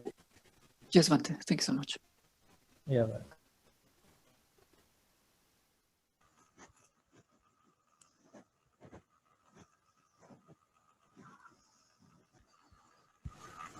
Any other questions? Yeah, I've got a question. Okay, Rob, please go ahead. Just right at the start, when he was first sitting under the tree, there's a couple of words that caught my attention. He entered the first absorption, rapture, bliss, and then at the end it says, while placing the mind and keeping it connected.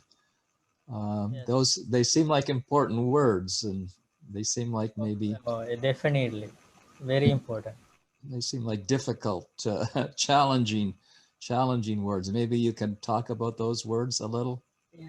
Okay, very good, Rob. So those are the factors of the first jhana. So he was explaining about the 5 factors of the first jhana. So by understanding these 5 factors during meditation in your mind, you can decide, or you can conclude, okay, now I am in the first jhana. So the first one, piti. First one is vitakka. Vitakka means directing the mind to the meditation object. So that is what is translated in the end, as you noticed, keeping and placing the mind on the object. So that means placing the mind to the meditation object. It can be the breathing object, loving kindness, or any object from the 4 foundations of mindfulness, satipatthana. So you focus on that. So you have that focusing. And the second one is vichara. Vichara means you repeatedly contemplate on that object. That's the meaning of focusing on the object and keep practicing the meditation object. And it's translated in different words, in different translations. So here it was translated as keeping and placing the mind, right? So that's meaning here is vitakka vichara. And the next one is piti. Piti means the rapture. When you are in the first jhana, when your meditation is taking off very well, you feel very happy in your mind because you are not troubled by hindrances. You don't feel sleepy, you are not restless, you don't have any doubts in the mind at that time. Your mind is not carried away by desires. You don't have those kind of things. Your mind is very well focused on the meditation object. So the 5 hindrances are subsided and you feel very happy during the meditation. Okay, so that's the third one, piti. Sukha means when you are reaching the first jhana, first level of meditation, the concentration, you feel happiness of body. You feel lightness of body. You don't feel any aches, any pains in your body. You can sit for a long time with your meditation object. If you experience that kind of pleasure in your body, that you are reaching the first jhana. So that is the sukha. So vitakka, vichara, piti, sukha, and the final one is ekaggata. Ekaggata means unification of the mind. Mind is very well focused on the meditation object. And Buddha teaches, any occasion you realize these 5 factors during meditation, that means you are practicing the first jhana. It seems like if you do reach that first jhana, that it's sort of just easy to indulge in the pleasure, or easy to indulge in the happiness. It doesn't seem obvious to try to look for knowledge or look for insight. It just sort of seems kind of tempting just to float or indulge in the pleasant feeling and not look for any insight. Yeah, there's some truth of your saying, because Buddha teaches some people truly get attached to that pleasure because it surpasses all the human pleasures in the world. Buddha, in some suttas, Buddha teaches it even surpasses the heavenly happiness, divine happiness. The happiness experienced by meditators is surpassed. It surpasses all the other worldly happiness. So that is why some meditators get attached to that happiness. Buddha teaches you should not get attached to that happiness. You should have the understanding, even when you experience such kind of happiness, that this is conditioned, this is a result of so many factors. So I should not cling to this happiness saying this is I am, this is mine, this is myself. Buddha teaches you should use this meditation, this jhana, only to as an aid to attain enlightenment. But it seems like if you look for insight, you'll break the happiness. So it seems like one or the other. No. Because you are within the jhana and you practice insight, you are not losing that happiness. But if you do that when you are in the first jhana, but if you increase the jhana power, the meditation power, you will reach the other stages like third jhana, second jhana, third jhana, fourth jhana. When you move forward, when your meditation increases, the concentration increases, at some levels you exceed that happiness and you achieve equanimity of the mind. That's why if you read the description of other jhanas, you will see pitiyacha viraga. That means clinging to that happiness, the bliss of meditation. Upekkha viharati.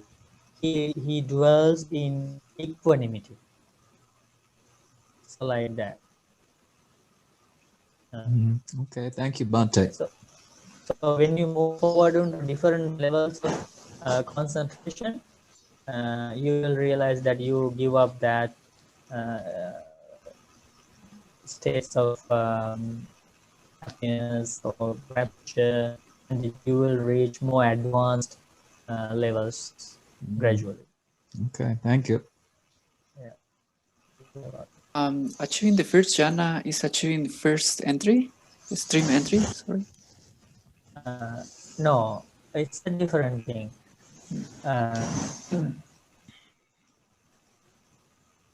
To attain the first stage of enlightenment, Buddha teaches there should be 4 factors, and by learning the Dhamma, by contemplating on the impermanence of this cycle, understanding the true nature of 6 senses, you get some idea about this life. And when you have some sort of knowledge about this impermanent nature of the life, basically, Buddha says you will have 4 factors. The first one is unshakable confidence in the knowledge, in the enlightenment of the Buddha. Second one is unshakable confidence in the teachings of the Buddha, because now you have seen the truth of the teachings to some extent by yourself, because you have practiced some of the teachings. So unshakable confidence in the teachings. Third one is unshakable confidence in the community of monks, the Sangha. And you have some confidence, okay, if they practice this path, they have attained liberation, because now you know this, the result of this path, this practice definitely makes enlightened people, liberated monks. So confidence in the Sangha, this is the community that liberates from suffering. So you have that confidence, unshakable confidence. And the last one is precepts. That means virtue. If you keep 5 precepts, your mindfulness grows very well. You are very mindful about your 5 precepts, and you can see that in your life. And now it's a big change in your life.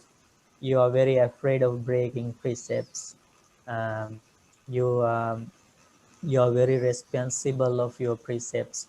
When you see these 4 factors in your life, Buddha says these are the factors of a stream entrant.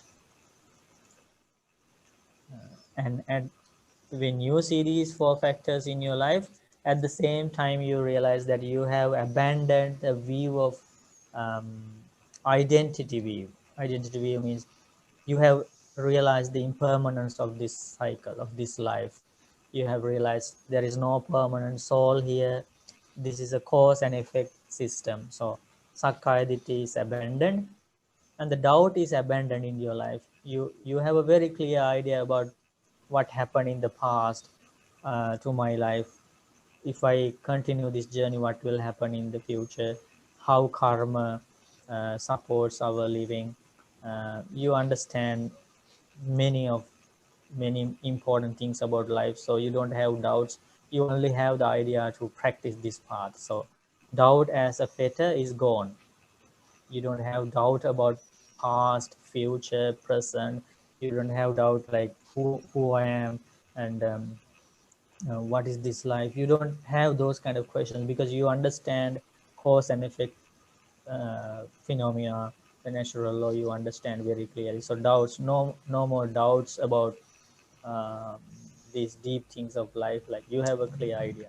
And the last one is meaningless rules, rituals, meaningless practices, wrong views, those are abandoned in your life because you have seen good karma and bad karma, how they are related to our life. So you don't do unnecessary prayers, or you don't have meaningless beliefs, those kind of things. It's basically you have understood that karma is the major thing here that gives us happiness or pain. So if we do good actions, good results will come. If we do bad actions, bad results will come. And there is no invisible thing here to kind of give us pain or pleasure. It's our own karma. So your life is kind of very, your view is very straight. So yeah, with these factors,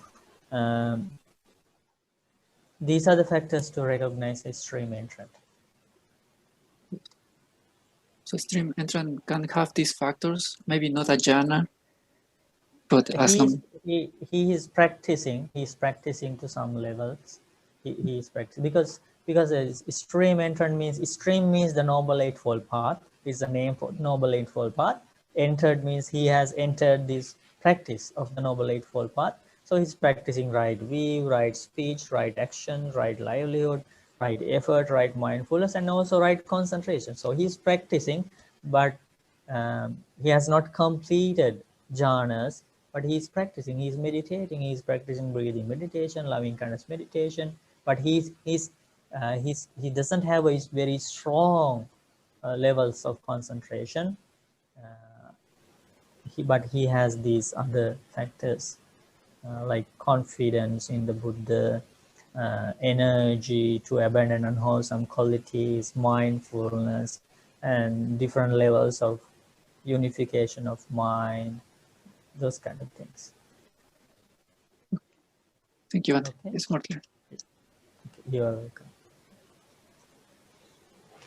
Any other questions? Bhante, I had a question. Please ask. You mentioned about the sutta mentioned about samadhi and also absorption. I think absorption is jhana. Are they the same? Yes, that's the translation for the jhana.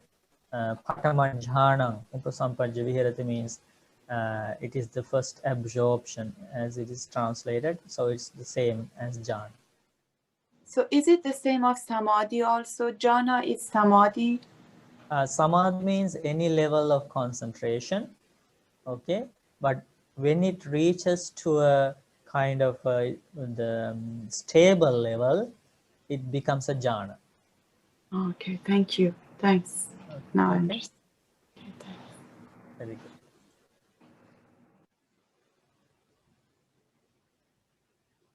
Can I ask another question, Bhante?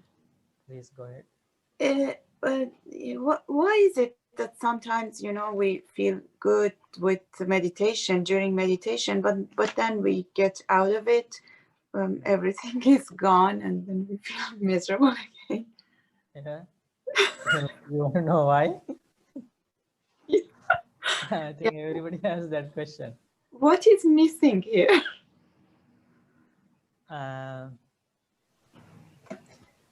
What is missing here is if you if we don't continually listen to the Dhamma, if we don't learn Dhamma kind of frequently, and if we are busy with other stuff, then that becomes a reason. So our mind gets kind of distracted by other things, other ordinary things. So not listen to the Dhamma frequently can be one reason. And another reason, according to the Dhamma, is the unrestraint of faculties, sense bases.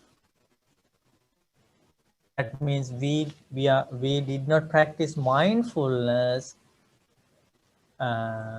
regarding the external objects that enter into our mind through the six senses, through our eyes, ears, nose, tongue, body, and mind. So the external objects, visual objects, sounds, smells, tastes, tangibles, thoughts, we were not mindful to filter them out. So lots of unnecessary things have entered the mind because of lack of mindfulness. So that is another reason why at sometimes it's very hard to concentrate the mind.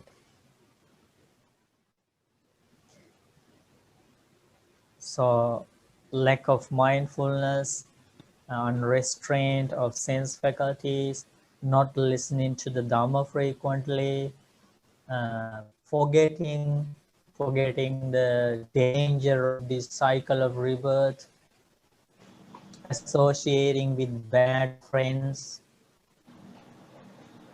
So there may be so many reasons for that, and also it is important to understand that if you can meditate very well all the time, that means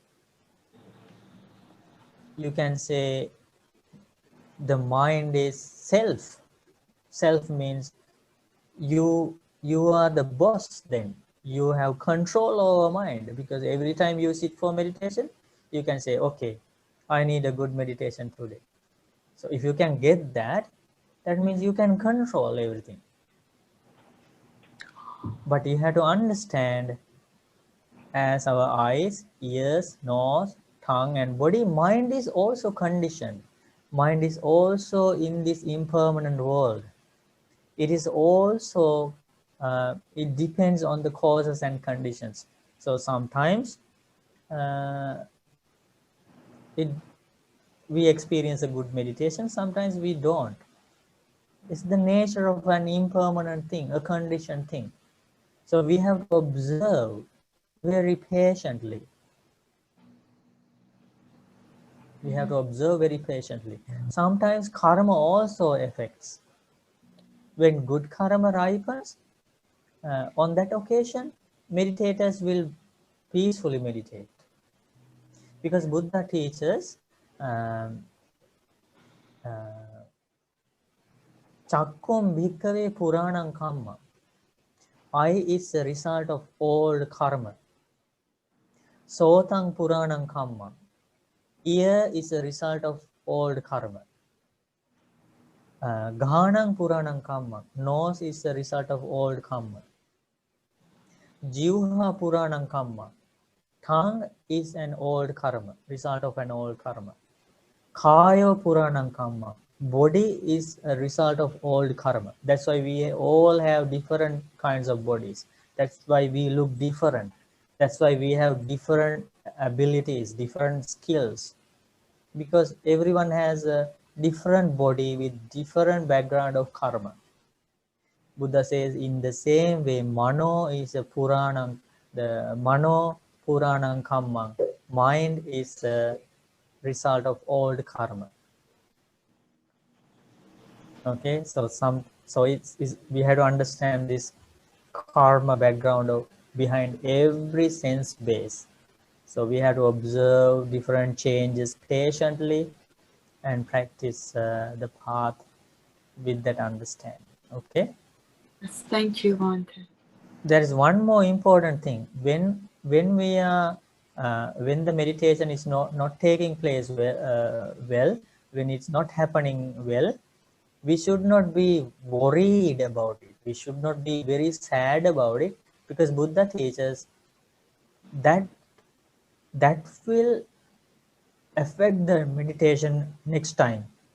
If you are sad, because Buddha teaches only a happy mind becomes concentrated.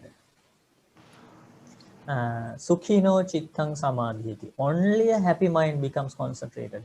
If you are disappointed, if you are sad, you are not going to do meditation well next time.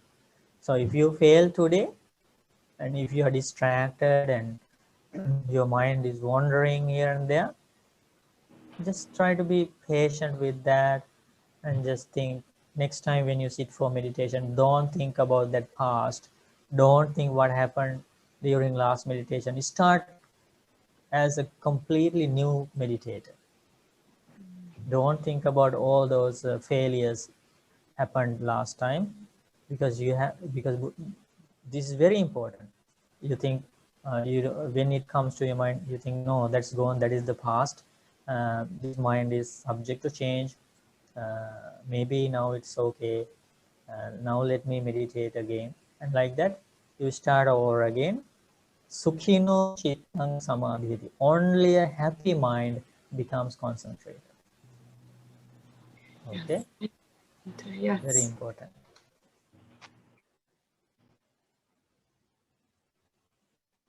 Bhante, can I ask you about jhana again, Bhante? In jhana, it says that when we are in the first jhana, we will be rid of these sensual pleasures and unwholesome states, means the hindrances, 5 hindrances, Bhante. But Bhante, thinking about that, is it not like, as a lay person, is it not kind of like almost impossible for us to attain jhana, Bhante? Because I mean, like it or not like it, in our daily life, we are always engaged in these sensual pleasures, you know, even though you try to keep precepts, like when you're eating food, you know, you see food, you have that sensual pleasure, a little bit craving. Like for people like us, isn't it like almost impossible, Bhante, would you say, like to reach jhana, Bhante? The word you should use is, it is very hard. Okay. Because you cannot say impossible, because there are so many lay people. They explain how they develop meditation, how they enjoy the jhanas, and you know. And if you read suttas, you can see some lay practitioners would go to Buddha and explain, Bhante, I have achieved first jhana very well, second jhana, third jhana, fourth jhana. I have achieved these jhanas, and I have become a once returner, I have become a non-returner. So lay people, it's hard, but it's possible, because this noble eightfold path for both monastics and lay disciples. Yes, right? Yes. The important supporting factor for jhanas, for lay people, for monks, is the mindfulness. It's the mindfulness. If you are in your day-to-day life, if you are mindful of what is entering your mind, and you are filtering the objects that are entering your mind, that will be very helpful for your meditation practice, right? If you are unmindful of your eyes, and if things that leads to defilements enter your mind, yes, it's kind of, it's going to be very difficult for you to concentrate your mind during meditation, because your mind goes back after those objects, right? Yes. So, but even as lay people, if you practice some kind of sense restraint, basically your precepts help a lot. And some people practice 8 precepts from time to time. They work very hard to achieve some kind of restraint in their life, and they meditate very well as well, because of their peace in the mind. For example, restraint of ears. Okay, so here let's say somebody is complaining about you, somebody is insulting you. Okay, and if you are not mindful of the sound coming to your life, coming to your mind through your ears, if you're not mindful, then anger arises. And then after that you go for meditation. It's very hard for you to concentrate the mind because you remember the words of that person and he was insulting me, he was criticizing me, he was complaining, right? And it's hard to meditate because you did not practice restraint in your ear faculty. And how to restrain ear faculty is that when you hear that sound of criticizing, insulting, you're mindful. Okay, now this sound, if I am going to take this sound with me, if I am going to be unmindful, this will stay in my mind. So I should guard my ear. And you think, may this person who is insulting me be well and happy, may he be good, may good things happen to him. And like that, you don't take that sound into your mind. And you're not disturbed by that insult or that criticism. You're not going to fight with that person, and you go peacefully, you go home peacefully, and you can still practice jhanas. Yes. So it's mostly about restraint of your faculties, what you are going to take inside to your mind. So it is true that in the lay life, you have to practice a very strong sense, the restraint, right? Because that is why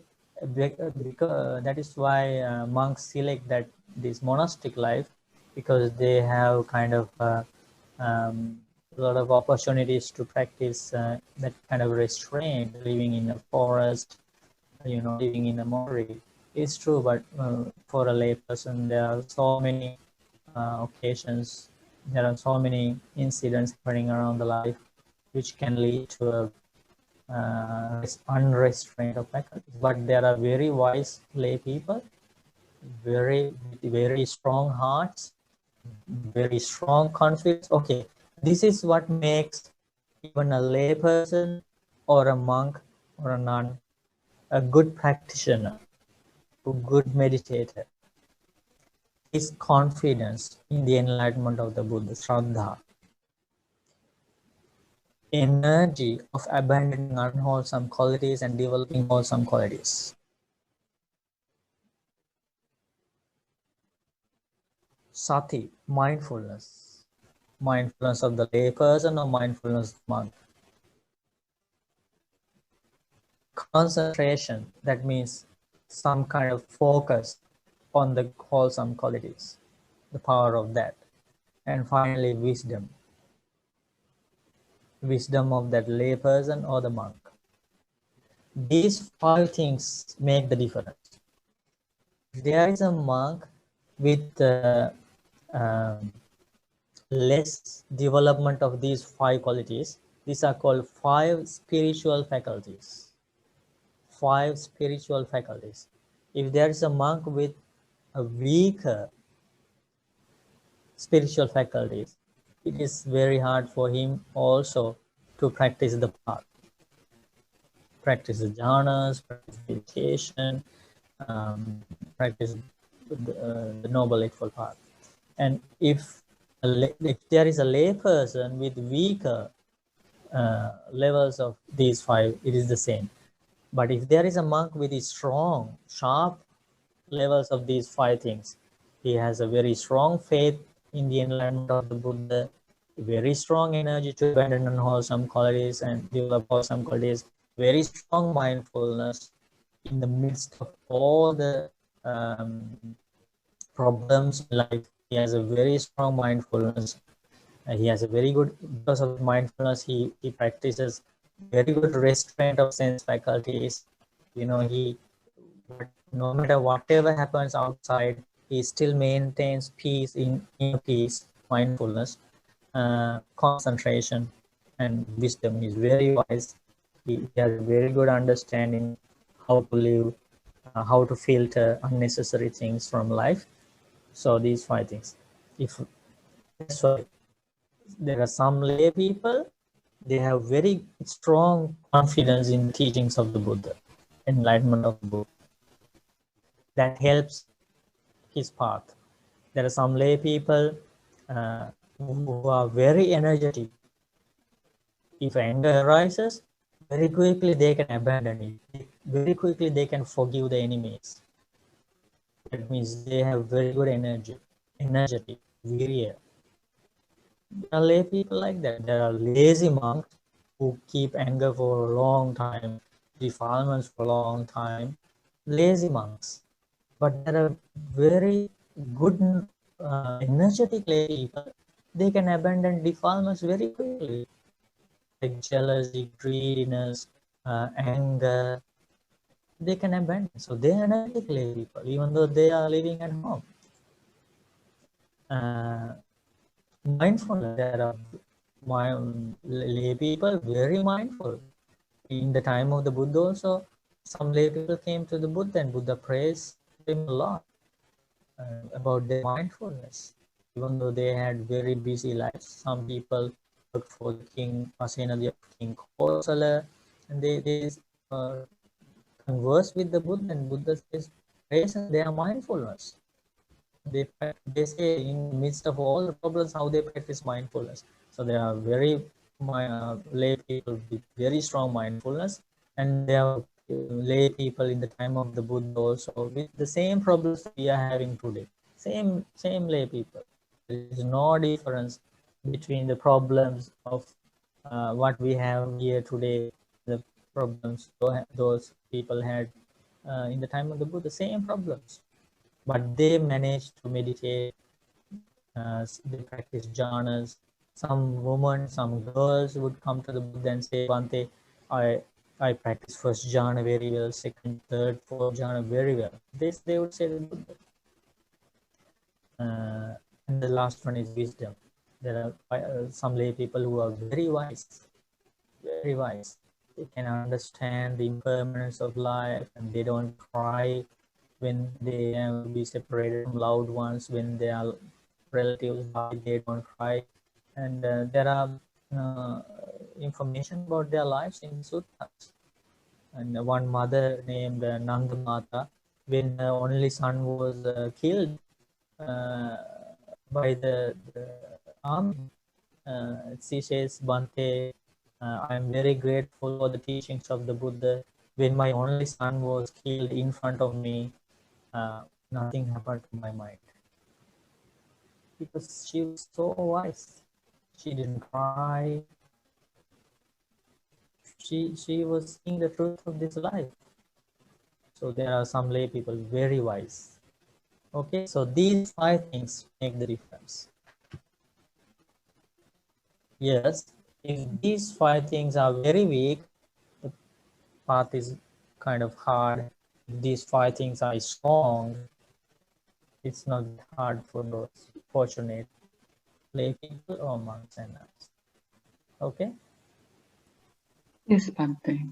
Thank you.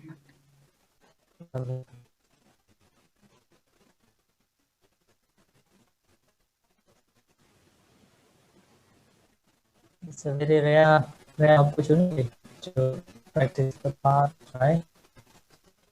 Bhante, Yeah, can I say something, Bhante?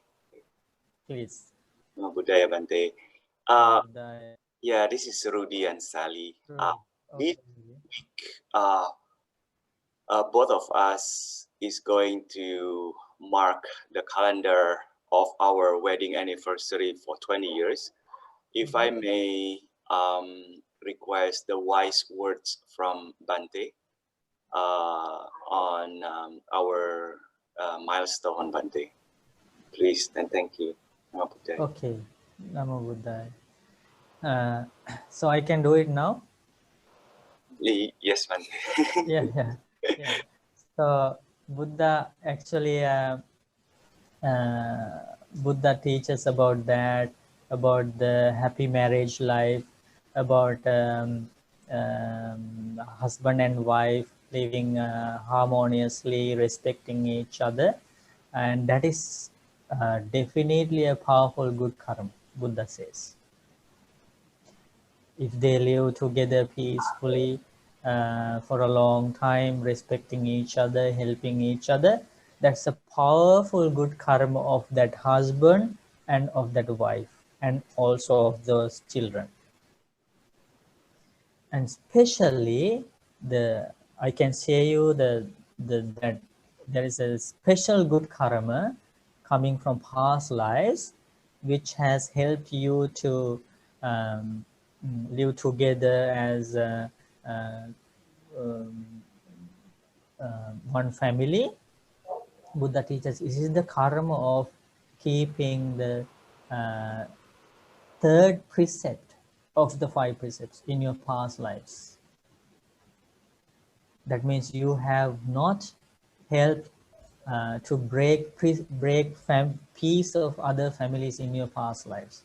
That is the result, that you have peace and you have lived together for a long time as friends. And also Buddha teaches if the husband, this is one of the suttas from the Anguttara Nikaya, if the husband has confidence in the Buddha Dhamma Sangha, husband keeps 5 precepts, husband is generous, and husband has these good qualities, Buddha says that husband is like a god, Buddha says. If the wife also has confidence in the Buddha Dhamma Sangha, and the wife also keeps 5 precepts, wife also is generous, helps other people, gives dana, and she is very kind, she can feel the suffering of other people, and those good qualities, Buddha says that wife is like a goddess. And Buddha teaches, if these kind of people are living together, this kind of husband and wife living together, Buddha teaches it is like living a god and goddess together. It's a very fortunate thing. And Buddha teaches if any husband and wife like to live in peace and harmoniously together for coming years, for the rest of your life, Buddha explains the path to that. Buddha teaches, then both of the husband and wife, this is also from a different sutta. Buddha teaches, see how this Buddha explains everything about this life. Some people think Buddha has taught only about enlightenment, only about these very deep things, is only for monks and nuns. Is that true? No, Bhante. No, now Buddha is talking about this ordinary life, and Buddha is helping that life as well. That's why when you ask these kind of questions, we have answers, beautiful answers coming from the suttas.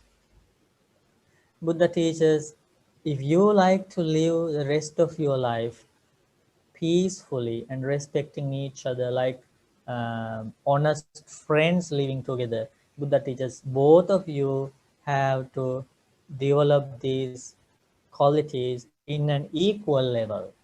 The first one is confidence in the teachings of the Buddha about good and bad, wholesome and unwholesome qualities. You have to have faith in those teachings of the Buddha, in the enlightenment of the Buddha. So husband has faith and the wife also has faith. So that's the first one. Second one is you have to have equal virtue, sila. That means husband also should practice 5 precepts, wife also should practice 5 precepts. So because husband knows that wife is very determined to keep precepts, and the wife knows that husband is very keen on keeping precepts, they respect each other. They know that husband is honest, wife is honest, and husband, because he knows how much he likes to keep these precepts, and she knows how much he likes to keep precepts. So sila equal, and that helps to overcome doubts. They don't have doubts about each other. They know how honest they are in keeping precepts. So sila. Third one is chaga.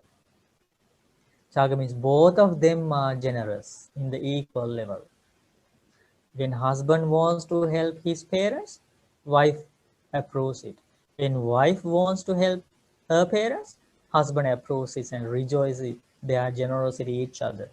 When they want to help others, when they want to give dana, when they want to help relatives, they have equal level of generous mind. Like if somebody is greedy and the other one is generous, conflict arises. So you have to practice equal level of generosity. Buddha says it. Sama saddha, sama sila, sama chaga. Sama means equal, equal. And the last one is the four of the four is the samapanya. Husband is wise, wife is wise. So wise. So you have to practice wisdom. That means you understand the wholesome qualities as wholesome qualities, unwholesome qualities as unwholesome qualities, because you are both of them are studying the teachings of the Buddha. So they have an idea about the samsara cycle of rebirth. Both of them have an equal understanding about the karma, about the good qualities, about the dependent origination, about the Four Noble Truths. Both of them have an idea.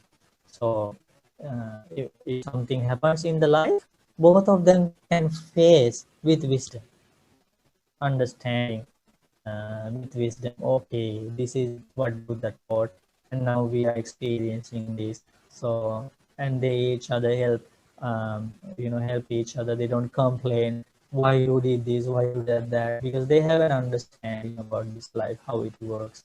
So, sama saddha, sama sila, sama chaga, sama panya. So these four qualities, Buddha teaches, if husband and wife practice these four qualities in an equal level, Buddha teaches they can live peacefully and happily in this life like best friends, and in their future lives as well they will meet again, Buddha says, because of these four factors of equal level. Sadhu, sadhu, sadhu. Okay, so Rudy, I think we should read about these suttas more, right? About this our ordinary life, our worldly life, and how Buddha has helped husbands and wives, how Buddha has helped parents, children. It's better to collect kind of, if we have a collection of suttas like that about parents and children, a collection of suttas about husbands and wives, a collection of suttas, right? I think it's very helpful. Yeah, it's very helpful. So I just shared with you like 2-3 suttas, but there are lots of suttas about how to live happily in the marriage life. And because people don't get to hear these things, we see all these problems in family lives, right?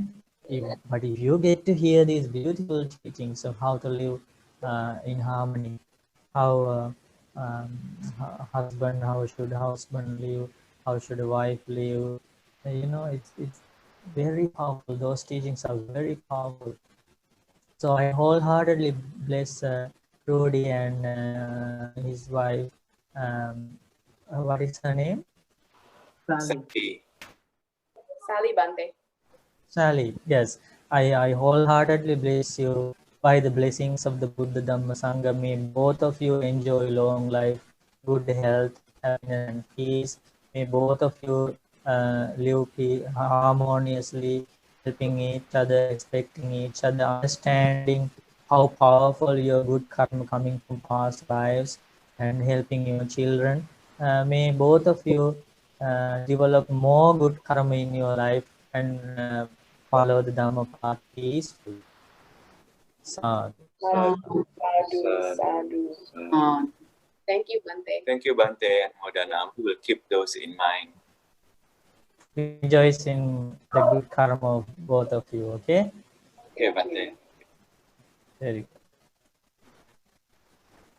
Okay, so everybody seems to be very happy and rejoicing each other's good karma. I think now we can share merit with all beings. So let us share merit first of all with my teacher. We learned beautiful Dhamma today about the knowledge of the Supreme Buddha because of my teacher who explains the Dhamma out of compassion for us. So by the power of this good karma we generate today by reading the Dhamma, by listening to the Dhamma, by helping each other. By the power of this merit, my teacher enjoy long life, good health, and may he also attain the freedom of suffering Nibbana. Sadhu. May all the deities rejoice in this merit and help all of us to follow the Dhamma path peacefully. Sadhu. By the power of this merit, may all of you, all the Kalyana Mittas, your parents, your children, brothers, sisters, your friends, may all of them be safe, healthy, and may they have the protection of all the deities. May they protect their rare human life for a long, long time. May they associate with good friends, Kalyana Mittas, keep precepts, practice meditation, purify the minds, and attain the supreme bliss of Nibbana. Sadhu, sadhu, sadhu. Okay, Namo Buddhaya, and I bless everyone.